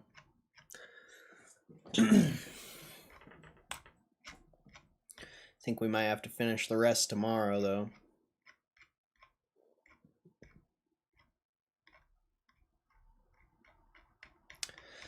I'll read a little more, I guess, but I'll read up until overview, I guess. I think that's fair. because that's not that much more. Probably another like 10 minutes or so. All right. Oh, yeah, I'll read up to the overview. I think that's chill. Unresolved staff comments, none. Item 1C, cybersecurity, risk management, and strategy. An important part of our business involves the receipt, storage, and other processing of personal information of our customers and associates, including, in the case of our customers, payment information, security of this information, and our other proprietary and sensitive data is imperative to ensure the trust of our customers, vendors, and associates. We assess, identify, and manage material risks related to potential cybersecurity attacks on or through our electronic information systems that could adversely affect the confidentiality, integrity, or availability of our information systems, or the information residing on those systems through various processes. These processes include a wide variety of controls, technologies, methods, systems, and other processes that are designed to prevent, detect, or mitigate data loss, theft, and misuse, and unauthorized access to, or other cybersecurity attacks or vulnerabilities affecting our data and information technology systems. The assessment of cybersecurity risk is integrated into our overall risk management processes, and cybersecurity is identified as a key risk within our enterprise risk management program. The company strives to implement cybersecurity policies, standards, processes, and controls for assessing, identifying, and managing material risks from cybersecurity threats, and responding to cybersecurity attacks that are aligned with industry best practices and applicable frameworks. We have an information technology security team led by our Chief Information Security Officer that is responsible for implementing and maintaining cybersecurity and data protection practices at the company in close coordination with senior leadership and other teams across GameStop. We seek to address cybersecurity risks through a cross-functional approach, including relevant training for applicable associates and regular reviews and tests of our cybersecurity program that leverage audits performed by our internal audit team. In addition to our in-house cybersecurity capabilities, at times we also engage consultants or other third parties to assist with assessing, identifying, and managing cybersecurity risks. We use processes to oversee and identify material risks from cybersecurity threats associated with our use of third-party technology and systems. We maintain processes designed to reduce the impact of a cybersecurity attack or other compromise at a third-party vendor. We maintain a cybersecurity incident response plan, which details the incident response procedures and points of contact related to the response processes. The response plan includes a decision tree-based playbook, which is supplement to the plan and focuses on specific types of incidents and the appropriate response steps. As of the date of this report, we are not aware of any recent cybersecurity attacks that have materially affected or are reasonably likely to materially affect the company, including our business strategy, results of operation, or financial conditions. See item 1A, risk factors, for additional info. Yeah, we pretty much read a lot of that already. Governance. As indicated above, we have an IT security team led by our Chief Information Security Officer that is responsible for implementing and maintaining centralized cybersecurity and data protection practices at the company in close coordination with senior leadership and other teams across GameStop. The security team's leadership has an average of 16 years of prior work experience in various roles, including monitoring, response, compliance, and privacy. These individuals are informed about and monitor the prevention, mitigation, detection, and remediation of cybersecurity incidents through their management of and participation in the cybersecurity risk management and strategy processes described above, including the operations of our incident response plan and the report to the audit committee on any appropriate items. The audit committee of the board of directors, with input from management, assesses the measures implemented by us to mitigate and prevent cybersecurity attacks or other compromises. The company's IT team consults with and provides regular updates to our audit committee, as well as members of our senior management team, as appropriate on technology and cybersecurity matters, the status of projects to strengthen our information security systems, assessments of our cybersecurity program, and timely reports regarding any cybersecurity attacks that meet established reporting thresholds. Our audit committee has oversight responsibility for our cybersecurity program. Item 2, properties. All of our retail stores are leased. Store leases typically provide for a lease term of 1 to 5 years, plus renewal options. This arrangement gives us the flexibility to pursue extension or relocation opportunities that arise from changing market conditions. We believe that, as current leases expire, we'll be able to obtain either renewals at present locations or leases for similar locations in the same area. The terms of the store leases for the 2,206 leased stores open as of January 31st, 2026 expire as follows. Fiscal 2026, 1,168 stores. Fiscal 2027, 527 stores. Fiscal 2028, 243 stores. Fiscal 2029, 160 stores. Fiscal 2030 and later, 108 stores. So yeah, you should see potentially more store closures maybe next year, because these probably don't expire until the end of the year, most likely, but potentially more store closures, but you should start seeing less and less as time goes on, potentially. I mean, we'll see. And hopefully they can negotiate better lease terms for these stores that are going to be expiring, because that'll be extremely valuable. Maybe the lease terms on a lot of these aren't great. As of January 31st, 2026, we leased 5 distribution facilities, totaling approximately 0.7 million square feet. The lease expiration dates for the leased facilities range from 2026 to 2032, with an average remaining lease life, including reasonably certain options, of approximately 4 years. The following table presents our principal facilities. Additional information regarding our properties can be found item 1, business store locations, in Form 10K. So, it doesn't say when these expire. These lease expiration dates for lease facilities range from 2026 to 2032. So potentially Grapevine expires this year, but of course they're gonna renew that one. But the Australia and the France ones, I don't know that they'll release those. I guess we'll see. In fiscal 2024, we closed our distribution facility in York, Pennsylvania, and consolidated U.S. fulfillment activities into our facility in Grapevine, Texas. During the same period, we relocated our U.S. refurbishment operations into our Grapevine, Texas distribution, fulfillment, and administration facility. Previously, refurbishment operations were conducted in a separate facility, also located in Grapevine. We also divested our operations in Italy, which included our facility in Milan. Legal proceedings. The matters included in Part 2, Item 8, noted as the consolidated financial statements, Note 16, commitments and contingencies, legal proceedings, included in this Form 10K are incorporated by reference. Mine safety disclosures not applicable.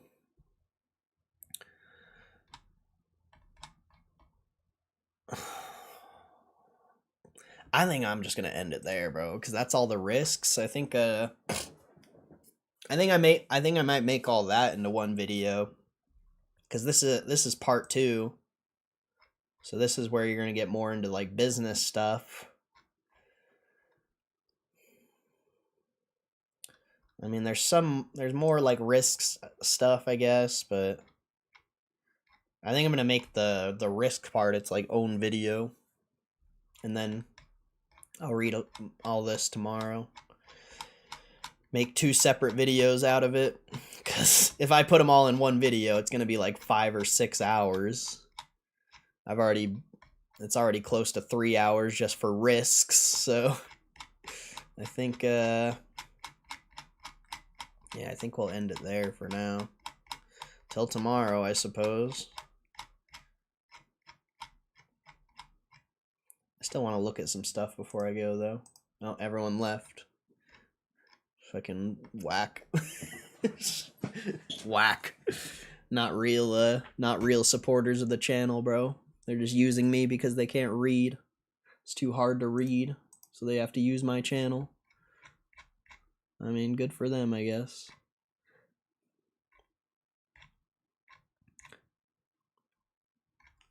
Good for them, I guess. Maybe you should try learning how to read. It's not that hard. It's not that hard. God, there is so much to read, though. There is so much to read. Well, pretty exciting.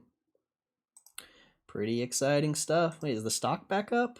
The stock's hella volatile in after hours. Let's look at a chart for a second before I go. Let's check out a chart. You guys want to look at a chart? I feel like you guys want to look at a chart. I feel like you guys love charts. I don't know. Maybe not.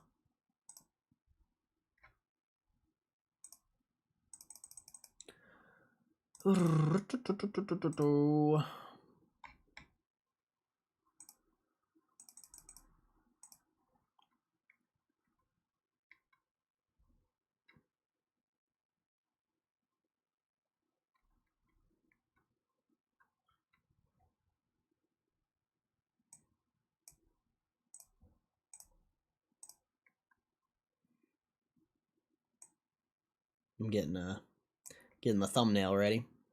Hopefully it actually let's look at a chart real quick.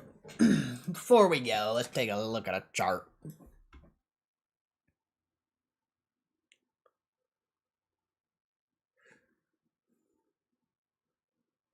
Missed everything? Oh, you're good, bro. I'll upload the video. It'll probably take a while to upload, but I'll upload it before I go to sleep, so...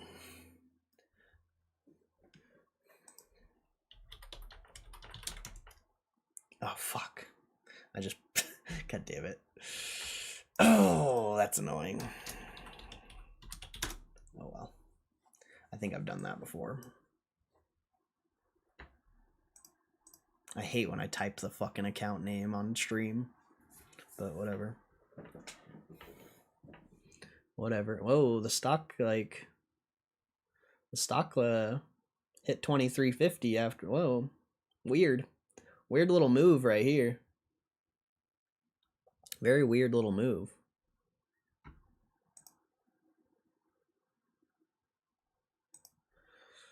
Let's look at the overall market too. See how that's doing. I mean, I don't know. I don't have an opinion on the overall market because it just looks like dog shit. But like at the same time, it kind of looks like you're potentially bottoming out. So it's hard to have an opinion on the market right now. To be fair, it's kind of hard to have an opinion on the market. Oh.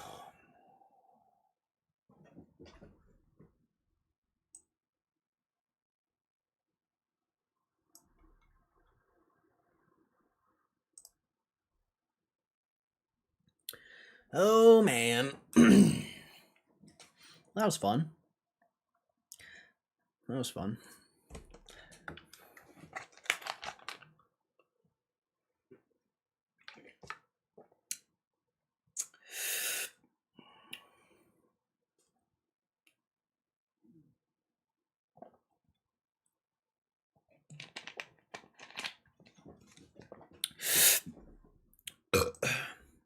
I'm gonna actually get that video into the editor now. Get it ready. Because it's probably gonna take like an hour to fucking even get on YouTube. Ugh, it's gonna take a while. It's gonna take a while. Appreciate everyone who stuck around though. I know it's all the OGs in here and not the, well, maybe there's a couple new people, but appreciate you guys sticking around. Hopefully I'll see y'all again for the rest of the reading tomorrow. Let's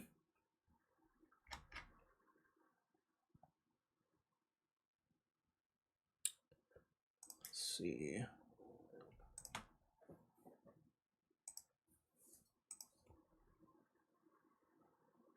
Yeah, I think it's just smarter to make 2 separate videos, to be fair. Nobody's gonna watch a full 5-hour video. I mean, nobody's gonna, I mean, I don't know. I don't know. I don't know. We'll see. We'll see. We'll see. We'll see.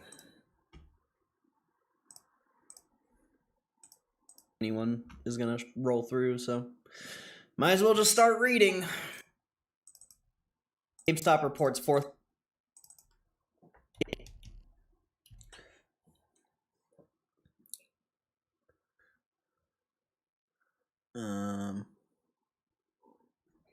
Oh yeah, I forgot I did this part of it. Do I leave this part out of it, or do I just do the risks?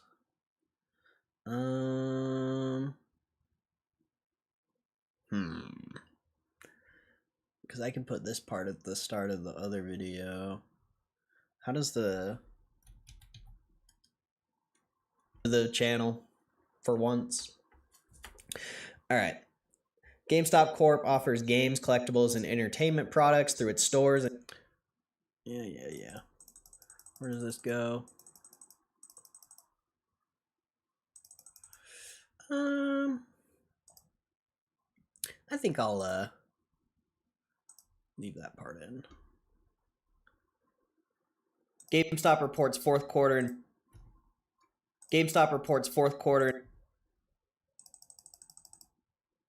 Applicable securities law. And then here's their balance sheet for the quarter. Except as may be required by any applicable securities law.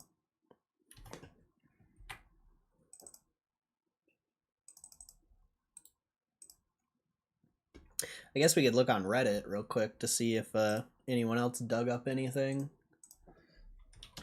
I assume probably not, but we'll take a peek. That's how I knew they sold the covered calls, was because of Reddit.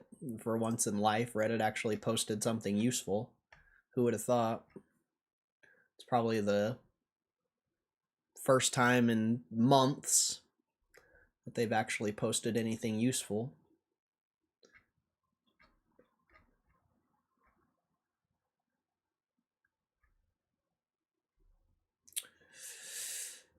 The meeting scheduled for June 8th. Okay. Power packs expanded into One Piece. Shout out Hugh G. I see your post, bro.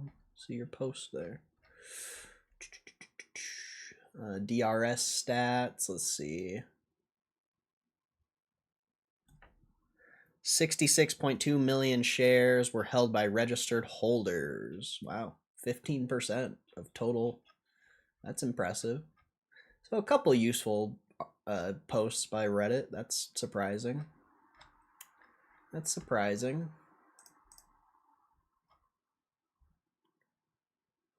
What did you say that expires this Friday? The covered call on the Bitcoin. If I read that correctly. I forget exactly where it was. Where was it?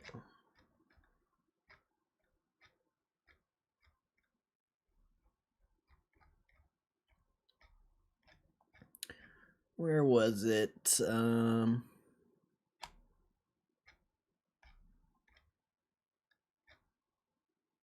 it was, we didn't read it yet. It was all the way down here. I just happened to scroll by it.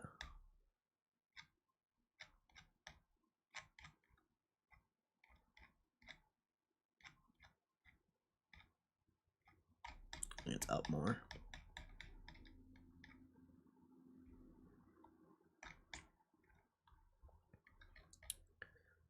Where is it?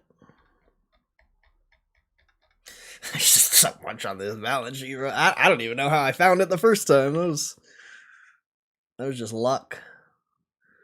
That was just luck.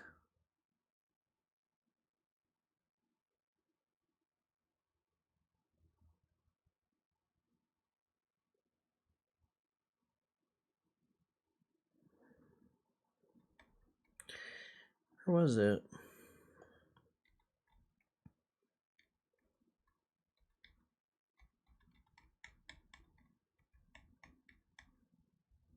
Should be right here, but I mean, I guess I can just March 27th. Yeah, it said Bitcoin is pledged as collateral and can be rehypothecated, repledged, or otherwise deployed by Coinbase. As of January 31st, 2026, we had outstanding covered call option contracts referencing approximately 4,709 Bitcoin, with strike prices ranging from 105,000 to 110,000 and maturities extending through March 27th, 2026. So potentially some of these have already expired. Potentially. Hold up, I'm getting a phone call. Let me see.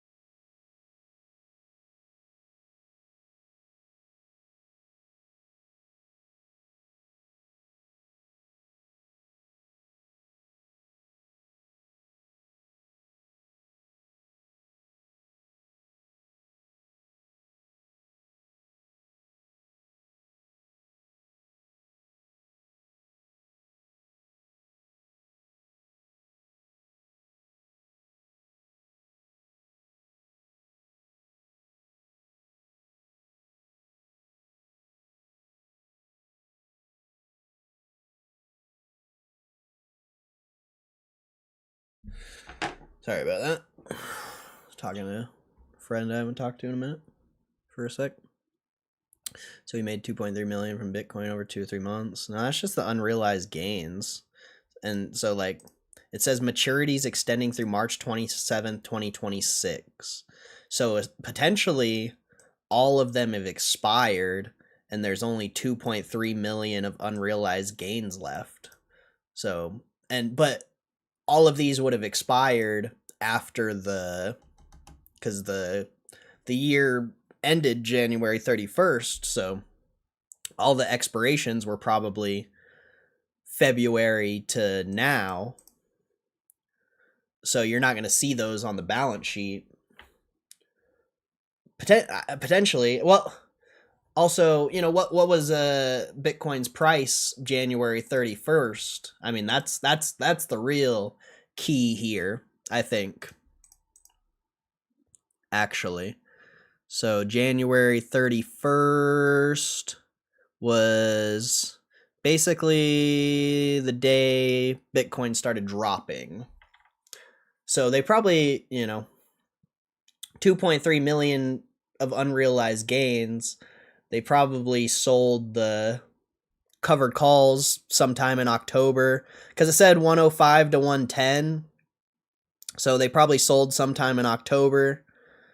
And then, you know, the stock, it did drop. But maybe, I mean, I don't know, you know, I don't know. Because, you know, January 31st, you would still have about 2 months till they fully expire.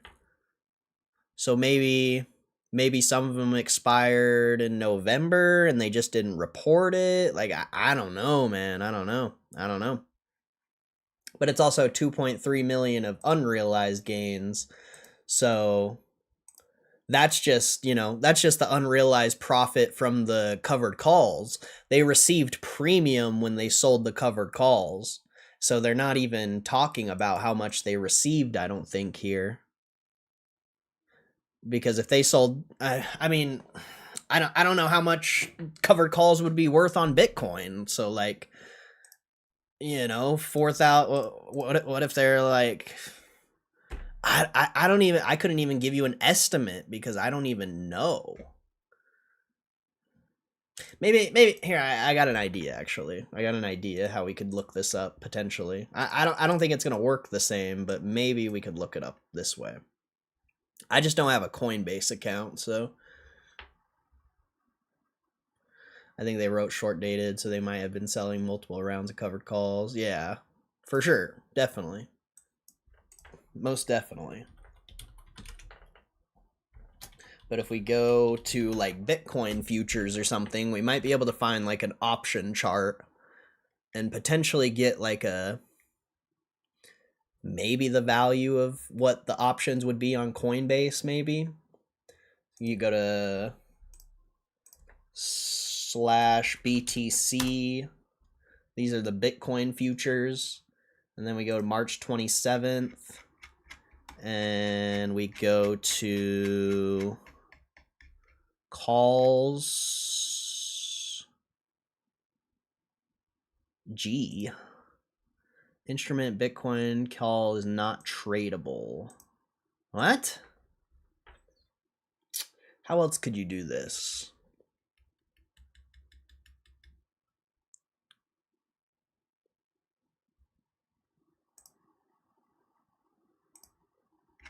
Are these tradable?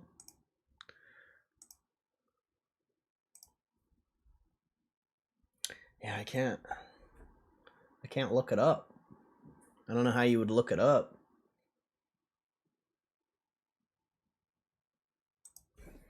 Bitcoin, BTC to USD, maybe? Those don't have options.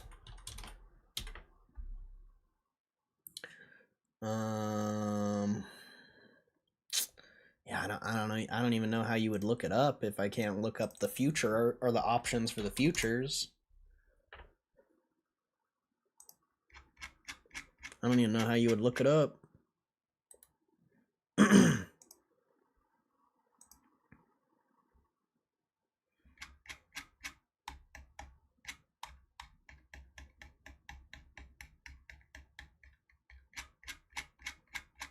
But if we go to 105, let's see if we send this to a chart. Yeah, it won't even show me the chart for the options, so I don't even know how you would look it up, man. I don't even know how you would look it up. I mean, I guess we could maybe go off MSTR's options. What was that trading off of? January 31st. Oh, wow. So this was at like 300-ish, potentially, when they were selling their options. So if we go to 300 calls on MSTR, I mean, this is going to be a super, like, rough estimate that probably isn't even close. They don't even have fucking 300 calls for this. So I guess let's just go to 200. This is not going to be a good estimate. But let's see. These weren't even on the market back then, so yeah, that's tough. That's tough to figure out. Maybe we can go to like April ones and get an idea. Yeah, right here. April 300s maybe. But I guarantee you they're getting way more than what I'm going to estimate. So you go October. These were trading at like $12. So that's 1,200 per 100. So you do 4,710 divided by 100 times 12. I don't think I did that right. Yeah, they got to be worth, unless they're just not worth that much. It's 1,200. That's why. 47 times 1,200. See that? I just don't know how much the options would be even worth. So it's hard to estimate. Maybe they didn't make that much from it. I don't know, man. Like I don't know how much the options would be worth. There's like, unless you have a Coinbase account, there's no way to figure it out. Maybe Coinbase options? I don't know. Coinbase Bitcoin options. Ask AI. I can try AI, but I don't feel like that's going to be a good. How much were 105,000 Bitcoin calls worth back in October 2025? Call options. 105 bit or most likely very cheap.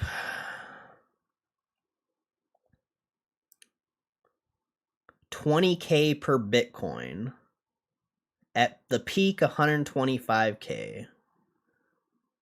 Wait. At the peak, 125K, 20K per Bitcoin. So each contract, if one Bitcoin equals 20,000 minimum value. So see that, I don't even think that's that much. 20,000 times 4,710. So potentially they made like 90 million. If AI is accurate. Obviously I don't trust AI. But potentially they have made 90 million off that. Potentially. Moose, you're late, bro. I'm about to get out of here, bro. You're late, bro. I've already been streaming for like 4 hours. So I think I'm gonna take AI's word for it.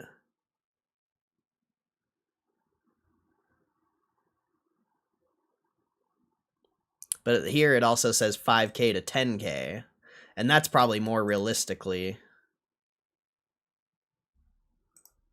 So let's do 5,000 times 4,709.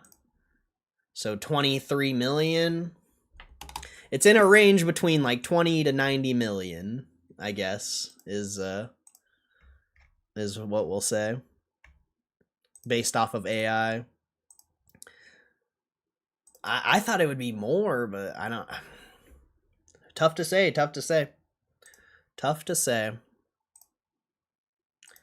Tough to say, man.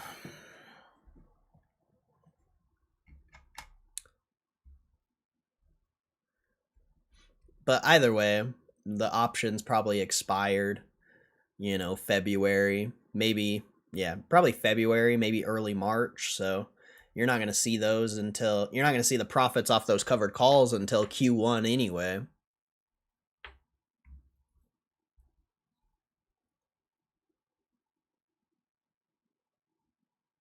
I found some info on Google about an ETF using a covered call strategy for Bitcoin that made a return of 7.85% in weekly call premiums. Yeah, that's weekly. So they probably did like a month or two. So I guess you could go off of that, like 8% time. What's 8 times 4? That's a month. So 32% for the month. So you could do 4709 times 30. I don't think that's going to be right. I don't think that math's right. No. No. Or wait, you would have to do 4709 times 105,000. That'd be 494 million times 32%. So yeah, that's that's too tough to calculate if you don't have the exact number, bro. We got 20 million, we got 90 million, now 158 million. Like that's too tough to calculate with the actual without the actual real number. That is way too tough. That is way too tough to calculate. I mean, we'll find out next quarter, I suppose. We'll find out next quarter. I was in the gym. Nice, nice. You're good, bro. I wasn't able to, my power was out, so I wasn't able to start until later, unfortunately. But I recorded, I'm not done reading this, so we'll read a bunch tomorrow if you're here. And I'll post, I recorded all what I've read so far, and I'm going to post that tonight. But it's like almost 3 hours, so, you know, yeah. But I'll have I'll have all the stuff we've read so far in videos. So if you're interested in, you know, seeing all, you know, if you're not gonna read all this yourself, I read it for you. But I'm about to get out of here, bro. It's been a long stream already. It's been a long stream already. I wish you could figure out how much Bitcoin options were worth, though. Like that'd be useful. Maybe try /BTCH. No.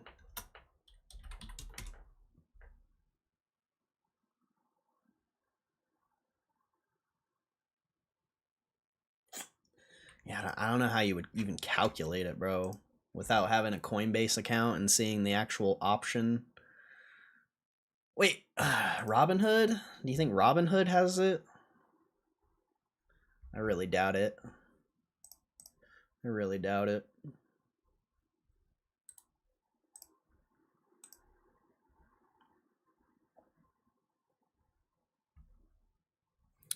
Did Ryan Cohen do a money glitch, hedging the Bitcoin, selling CCs? Yeah. Yeah, he did. Does Yahoo Finance? Good idea. We can check Yahoo. Good idea, good idea. Bitcoin, USD. No, it doesn't show it on there. Is it even something they offer? It's been some time since I was last on Coinbase. I mean, maybe for large whale investors. I don't know if like individual investors can get that. Doesn't look like they have it on Yahoo.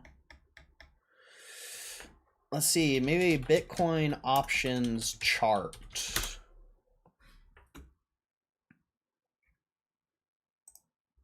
Binance, here we go. I gotta go to the bathroom. I'll be right back.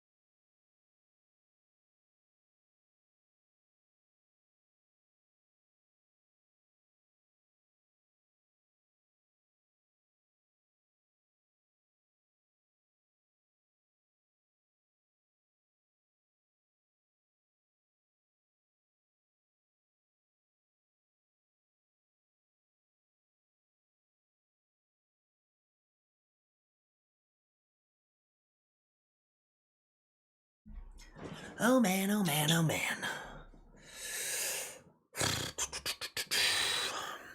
Let's see. Let's see. Is there a chart?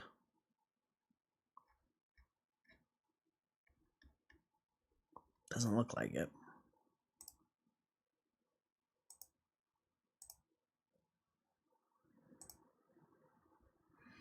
No, doesn't look like that. It's going to be useful. Let's see. What's this? Futures open interest. No, that's not helpful.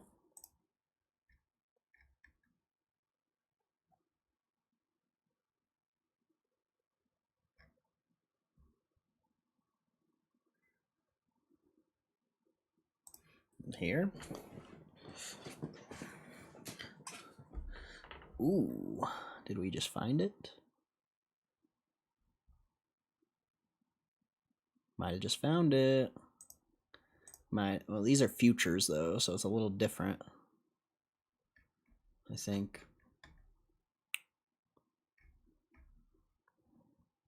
It won't show me the 100 ones either. 50 plus strikes. Go all. Let's see, 105. Can we like open a chart somehow? Ooh. Ooh. Ooh. What do we got here? What do we got here? So November. What is that? Is that the price? This price? Yeah, I think AI was right. I think AI was right. It's around 5,000. So 5,000 times 4,709, 23 million. So not as crazy, but this is futures, so I don't know if it's the same or not. And plus it said a range of 110,000 to 105 with a range of different strike prices. So there could be a lot of variability in here. A lot of variability. But if they sold, see, the thing I don't get, I mean, yeah, it's tough. It's tough to say exactly. I wish, oh wait, I said October, didn't I? I said they potentially sold in October. So 16,000, 17,000? 17,000 times 4,709, 80 million. It's got to be in a range of 20 to 90. But this is futures, so it's, I think the pricing's a little different. I'm not 100% sure, but I think the pricing's a little different on futures. I'm not sure. Yeah, it's so tough. So tough.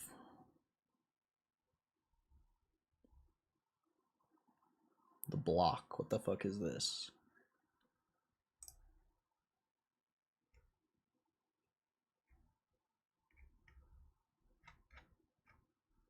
Not helpful. It's the flattest reaction to earnings I remember. In the earnings report, it says market value for GameStop shares is $22.10. Ooh. Fuck, it's futures.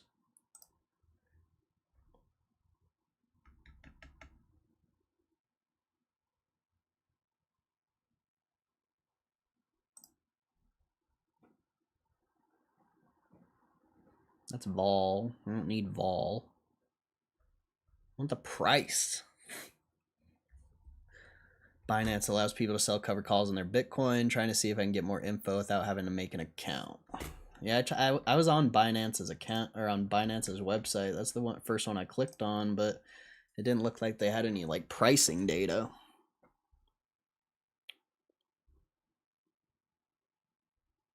Trade options, maybe. Let's see. Strike to index, strike range.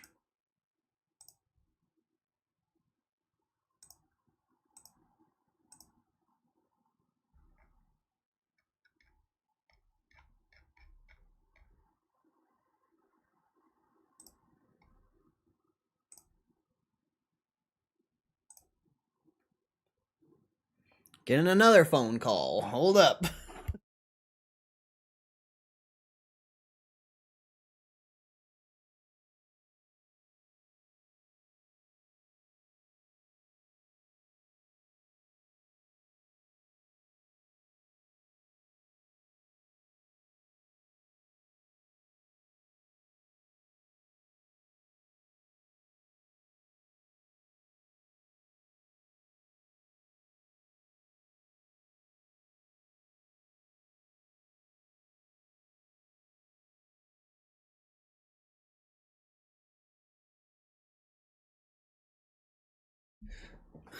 God, I'm popular, I guess. I don't ever get phone calls. Literally. I literally don't ever get phone calls.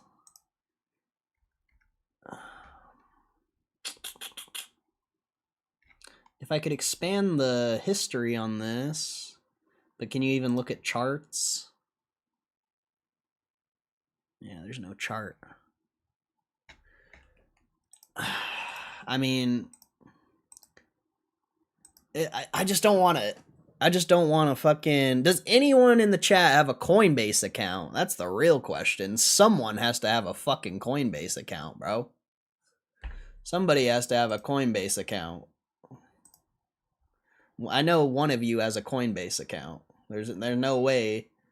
There's no way nobody in here has a Coinbase account. I just refuse to believe it. Nobody's in Bitcoin. Good point. Good point. You're right. Bitcoin's dog shit. Good point. Good point.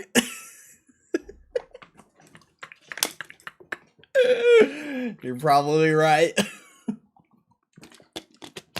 You're probably right. Oh, that's funny. That's fucking funny. Coin glass? What the fuck is this shit?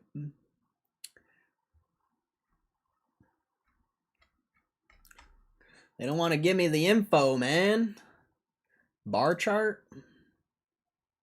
Ooh, I think I found it. There's no option data for this symbol. Bullshit, there isn't. It must be for whales or something. CME group? See, all I can get is futures. If the futures are the same as the Coinbase ones, then it's probably around 80 million.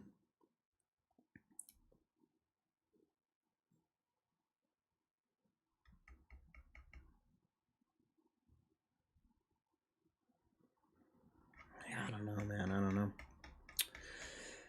I don't know, man. I would really like to know. I really would like to know. That's a key piece of information if you're trying to predict how much they're going to make for first quarter of this year. That's a key piece of information that you need. You absolutely need it. There's no half-ass in that. If you want to have an accurate prediction, you need that piece of information right there. This Google says Deribit. I think I already looked at that, didn't I? I think I already looked at that one.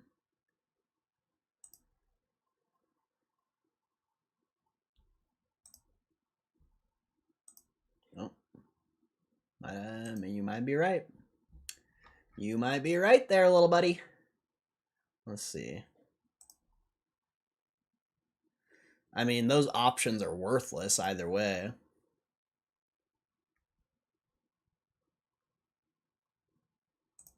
Right now, those options are literally worthless. So that's probably why the unrealized gain is so low, is because they're literally worthless.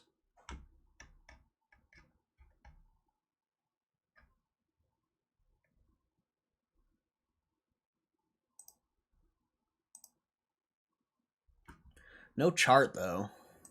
Ooh, trade history. You gotta have an account. So stupid.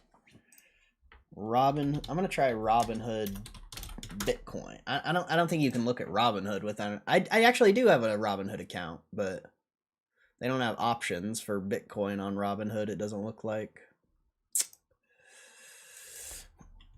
Bitcoin options chart.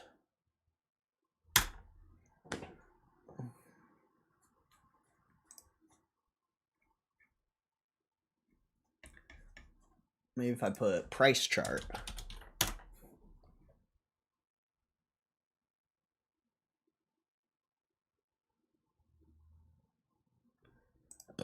Oh, excuse me. Sorry. Yeah, I don't know. I don't know, man. I don't know, man.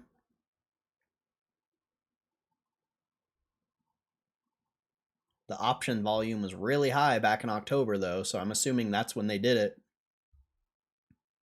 What if they sold... Dude, what if they sold...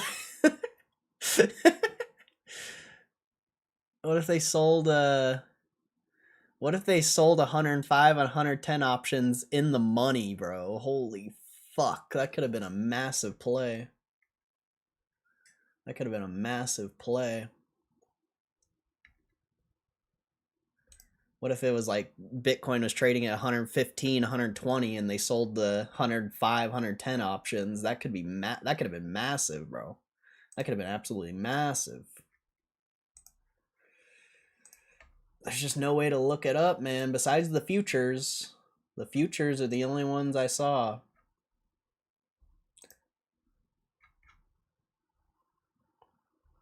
Nah, I mean, I looked at TradingView. You have to have an account, unfortunately.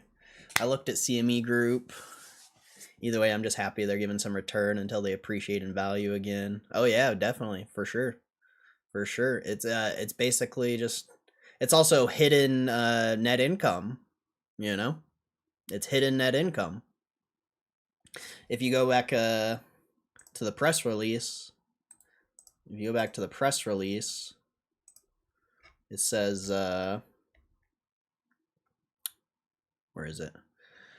Excluding impairment, loss on digital, excluding impairment, loss on digital assets, and related receivables and other items, adjusted net income was $291.4 million.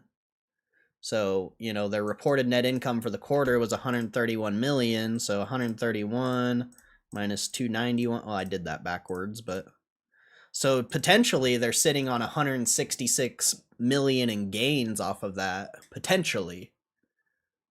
Maybe.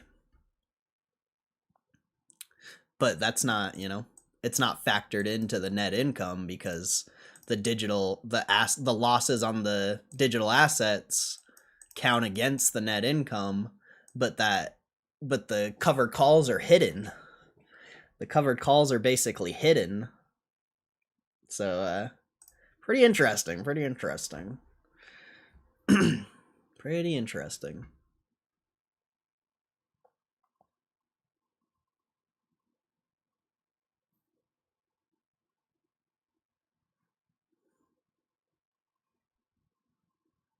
Maybe looking at ETFs doing cover call strategies for Bitcoin and their returns are best guide for GameStop and what their return might be.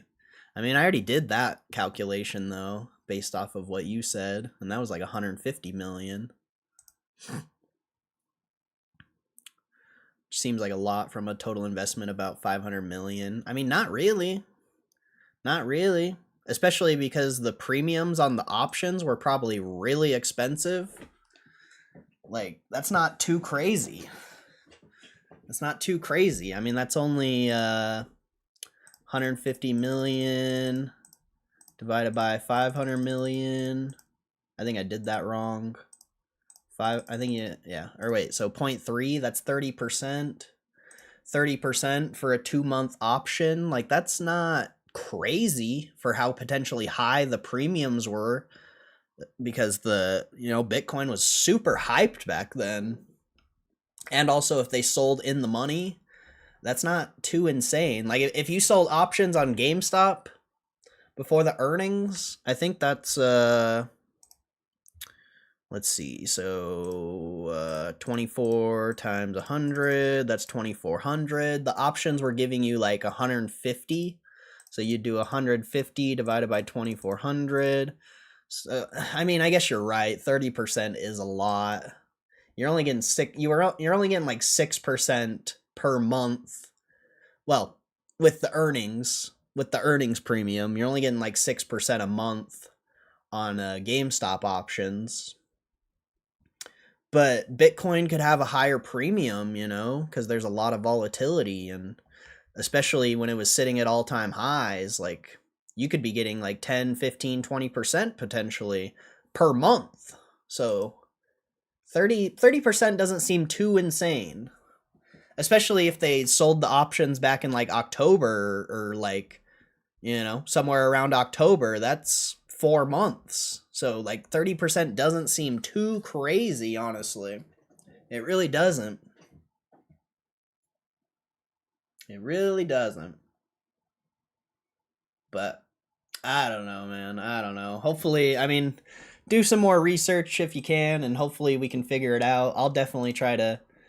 Well, I'll be live tomorrow, so I'll be trying to figure it out if I can get through the reading of this relatively quickly. So I'll definitely be trying to figure that out if it's possible. Maybe I'll have to make a fucking Coinbase account, or ugh, that sounds disgusting. That left a bad taste in my mouth just saying that. I don't want to make a Coinbase account, bro. But I don't know, maybe we'll figure it out. But I gotta get out of here, bro. I've been streaming for too long. I gotta get this video edited and uploaded, and yeah. But I appreciate you guys. Thank you guys for hanging out, especially Kalaluka. Appreciate you, bro. You're new to the stream, I believe, so I appreciate you spending some time hanging out. Hopefully we see you again. Same with Joe DeBongo, if you're still here. Appreciate you hanging out and bringing some commentary in the chat. I really appreciate it. Hey, much love, Ruben. Much love, Moose. You guys have a good rest of your night. I'll see you tomorrow. It was a good stream, bro. Thank you. Come back in again, bro. Come back in again. I appreciate your commentary. Peace out, Aaron. Much love, bro. Much love. I'll see you guys tomorrow. I don't know who else is here, but thank you for watching the stream. Really appreciate you guys. And yeah, we'll finish reading the rest of this 10K tomorrow. And if you can, try to figure out how much Bitcoin options were worth around October, and you know, bring the info. Yeah, make sure to like and subscribe. Leave a comment on some of the videos that I've posted. Yeah, have a good night, guys. And foreigners, good morning, I think. I think it's morning for the foreigners. But I'll see you guys later. God bless you.